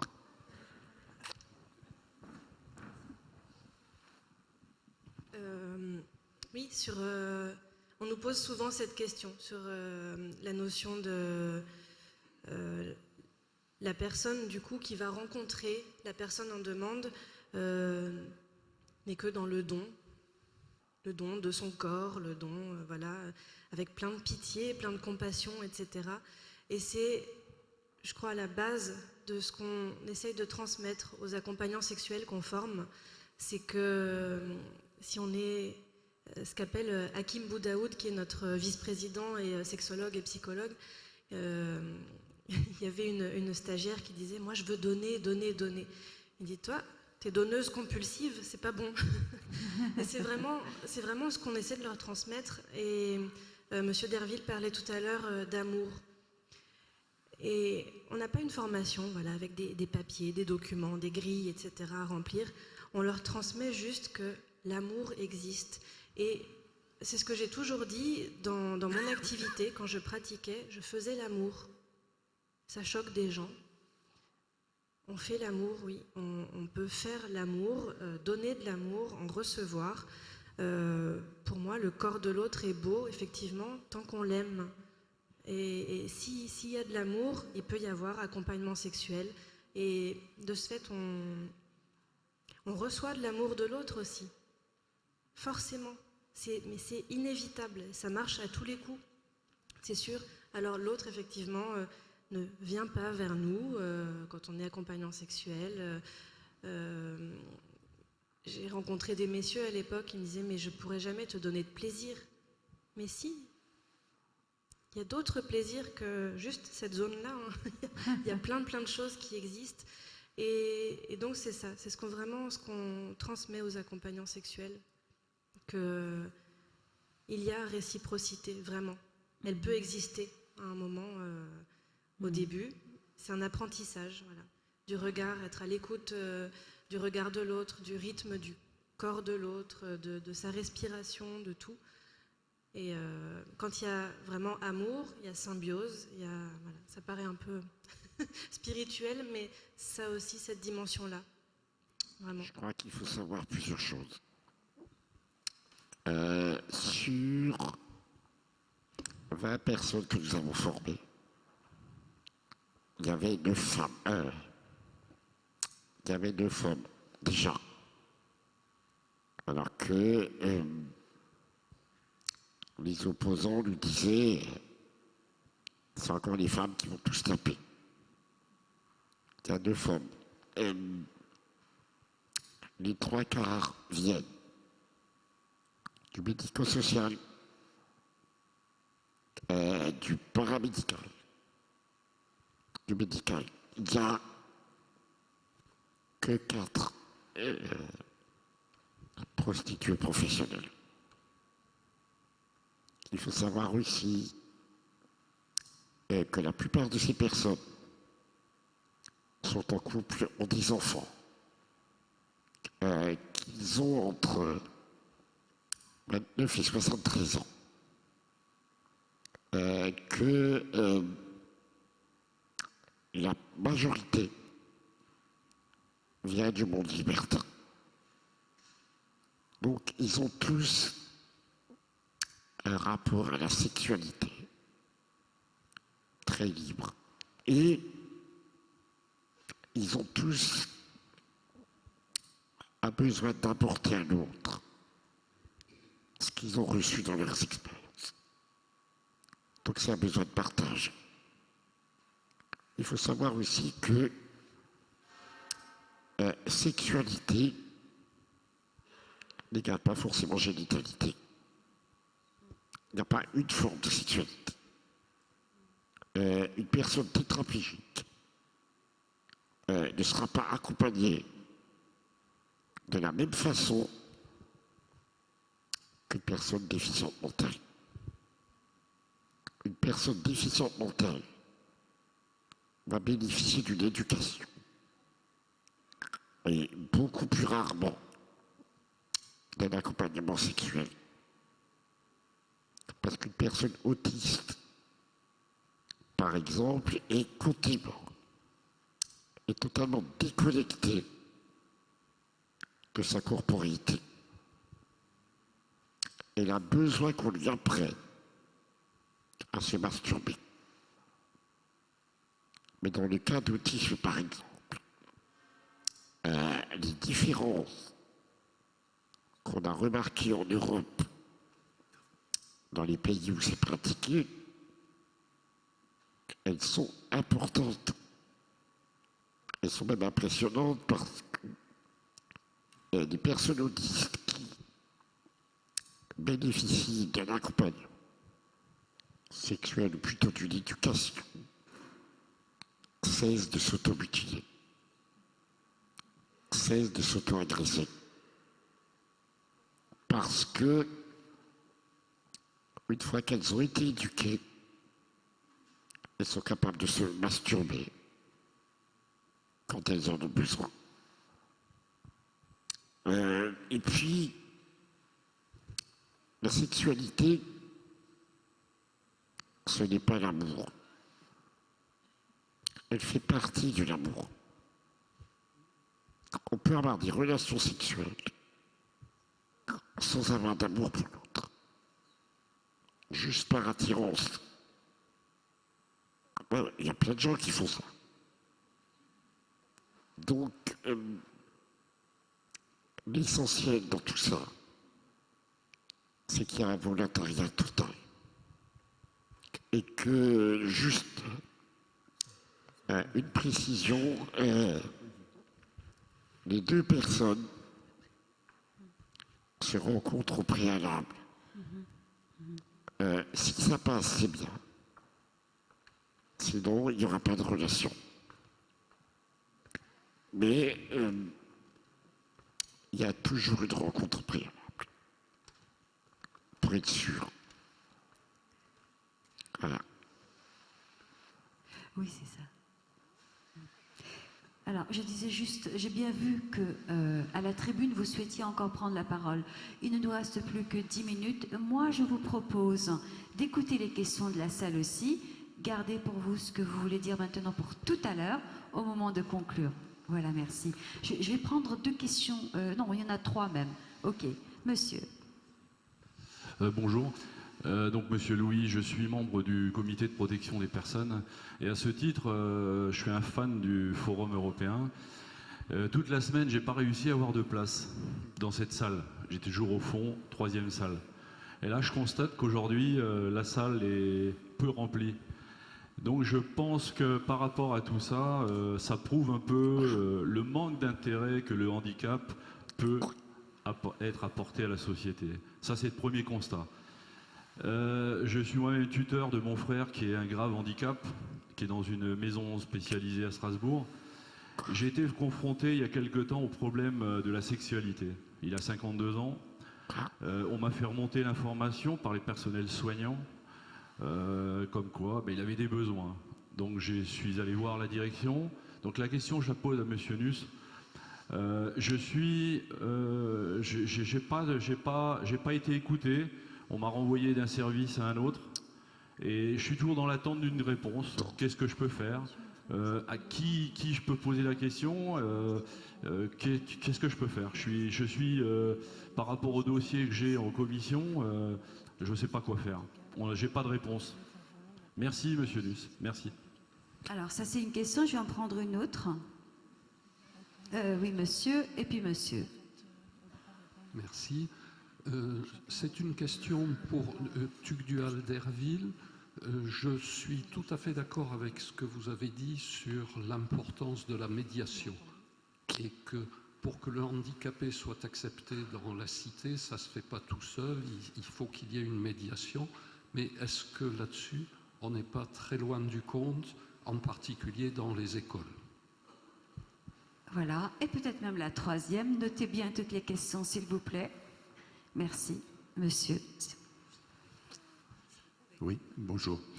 Moi, ma question était simple. Je voulais demander, enfin, oui, vous demander si l'acceptation du handicap, ou de la dépendance ou de la fragilité aujourd'hui pouvait être un remède au niveau personnel et social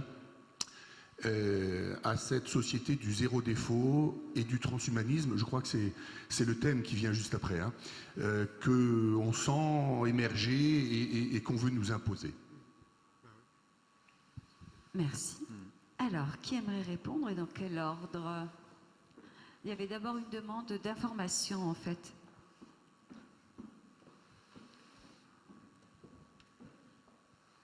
Eh bien, que vous arrive-t-il? Par rapport à tous mes voisins, j'aurais pas de conclusion particulière à faire, mais pour répondre à monsieur qui était au fond de la salle, s'il y a des demandes comme ça qui arrivent, n'hésitez pas à contacter notre association et qu'on voit ensemble ce qu'on peut faire, parce que qu'on voit ce qu'on peut faire pour la personne en demande directement, mais également, parce que j'ai entendu là qu'il y avait un problème de sensibilisation également des équipes médicales. On intervient aussi, on fait des formations, des journées de sensibilisation auprès des professionnels du médico-social pour voilà, leur ouvrir un peu le regard sur la question du handicap, de la sexualité des personnes qu'ils accompagnent au quotidien. Oui. On propose ça également. Merci pour cette réponse. Et tu voulais intervenir, Romain, après? Oui? Il y a un micro. Par rapport à cette histoire qui est posée aujourd'hui concernant la sexualité et l'accompagnement sexuel, moi j'avoue que c'est un point de vue. C'est un point de vue qui m'intéresse, mais c'est quelque chose qui me paraît encore extrêmement difficile pour moi à bien comprendre. J'entends bien la différence qui est évoquée par Marcel Nuss entre l'amour et la sexualité et l'attirance. Mais je ne suis pas, en tant que médecin, pour l'instant, je ne sais pas comment je vais pouvoir accompagner mieux les gens là-dedans. Je vois des adultes, je vois des jeunes, et je ne sais pas comment est-ce que je pourrais évoquer ce type de choses, et même si j'aurais envie de l'évoquer comme de cette manière-là.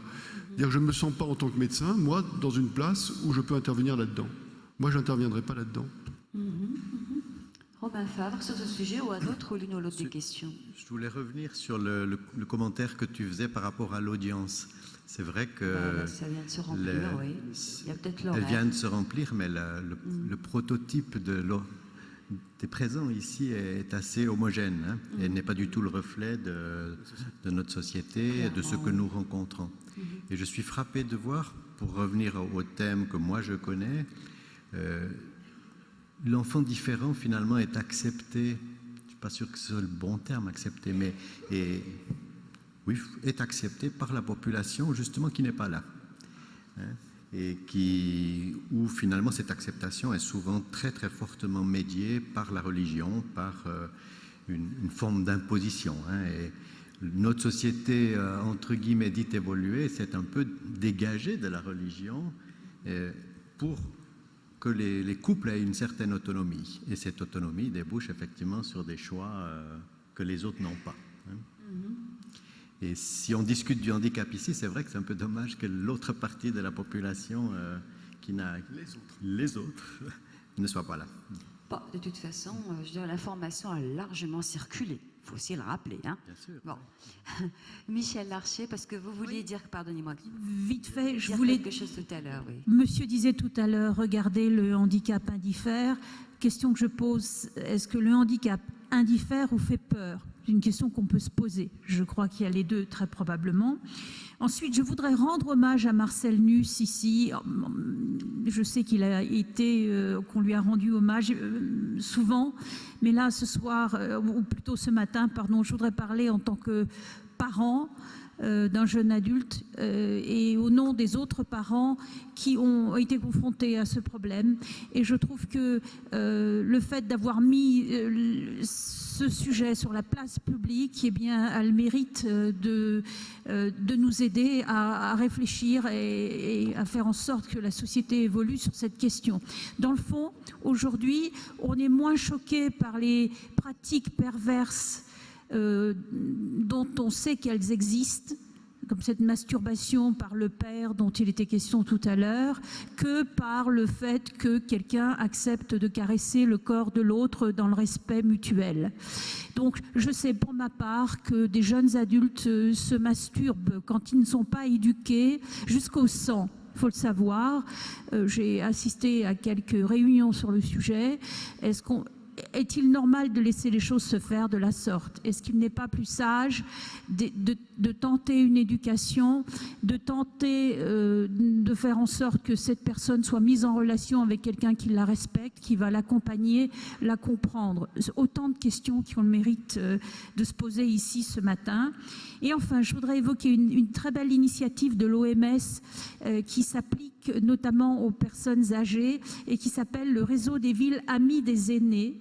Et je me dis que ma voisine posait la question tout à l'heure des toilettes dans l'espace public. Eh bien, une des questions qui est posée par ce réseau créé par l'OMS, c'est la question des bancs dans l'espace public.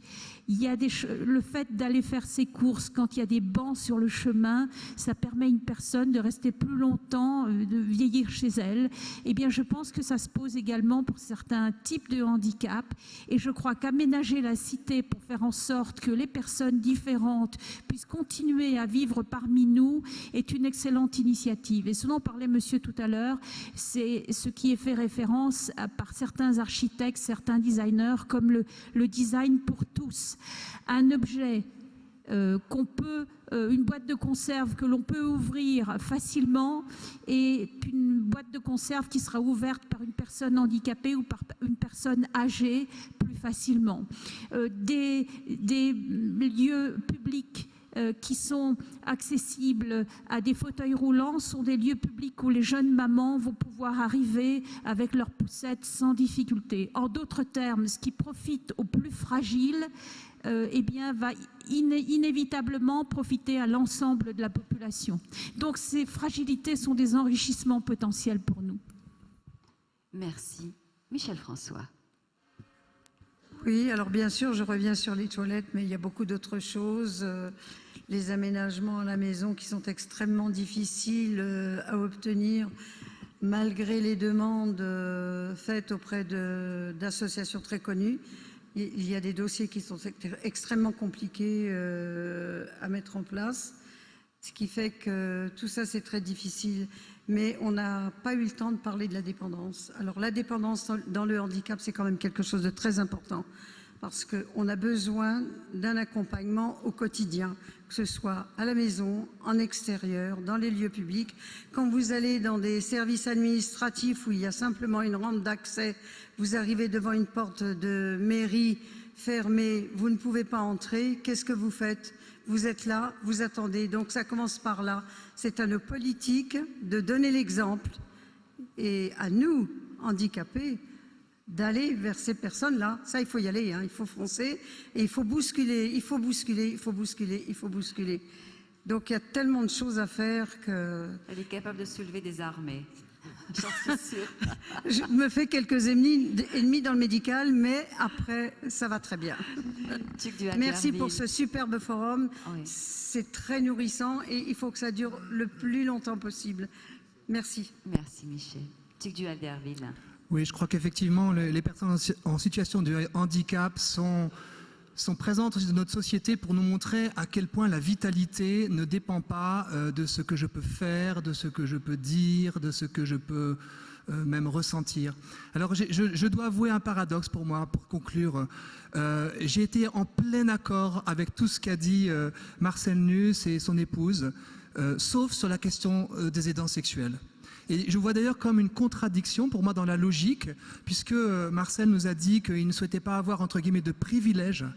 Mais justement, est-ce que nous n'allons pas proposer, à l'inverse même d'un privilège, une sexualité, j'ai envie de dire, pardon, c'est un peu dur peut-être, dégradée aux personnes concernées par des lourds handicaps. Moi, je pense qu'il pose une vraie question d'accueillir vraiment la beauté, la force de la sexualité humaine, mais proposer des personnes plongées dans l'univers libertin, qui évoquent tour à tour l'amour ou l'absence d'amour, qui quid de la fidélité dans la relation, quid de la personne qui est prise dans son cœur et qui est pris d'amour pour son aidant sexuel et qui le voit repartir dans d'autres bras. Tout cela me semble, je poursuis en ça d'ailleurs la position du Comité national consultatif d'éthique qui sur ce sujet a dit qu'il n'y a pas de droit opposable à une relation sexuelle. Et s'il y a des droits opposables pour des personnes très dépendantes, et alors pourquoi pas pour des adolescents solitaires, pour des gens adultes, pour moi, pour vous, pour chacun? Et alors, c'est effectivement la question de la prostitution qui se pose dans notre pays, qui est pour l'instant abolitionniste parce qu'elle est contraire à la dignité humaine et de la femme. Je pense que c'est un sujet évidemment très très vaste. Ce n'est pas parce que j'ai le dernier mot que vous devez penser que j'ai raison, mais je ne pouvais pas ne pas contredire ce que par ailleurs j'ai noté sur d'autres plans de si beau et que je vais réécouter parce que Marcel Nuss, pour le reste, m'a semblé être un magnifique témoin de la dignité des personnes et je l'en remercie beaucoup. On peut aussi le lire, et puis peut-être sur cette question de la sexualité, peut-être que ça mériterait enfin un débat, un vrai débat. Merci à tous les intervenants à cette table ronde. Ah, pardon, excuse-moi Marcel, vous voulez intervenir? Oui. Moi, j'aimerais juste répondre à la dernière question. Est-ce que le handicap est une richesse? C'est comme toute chose. Ça dépend ce qu'on en fait. Vous avez dit handicapé très con. Il faut le reconnaître. On n'est que humain. Derrière notre carapace. En fait, pour moi, la vraie richesse, c'est l'autre quel qu'il soit. C'est l'autre dans sa différence. Parce que, franchement, si on se ressemblait tous, mais qu'est-ce qu'on s'emmerderait?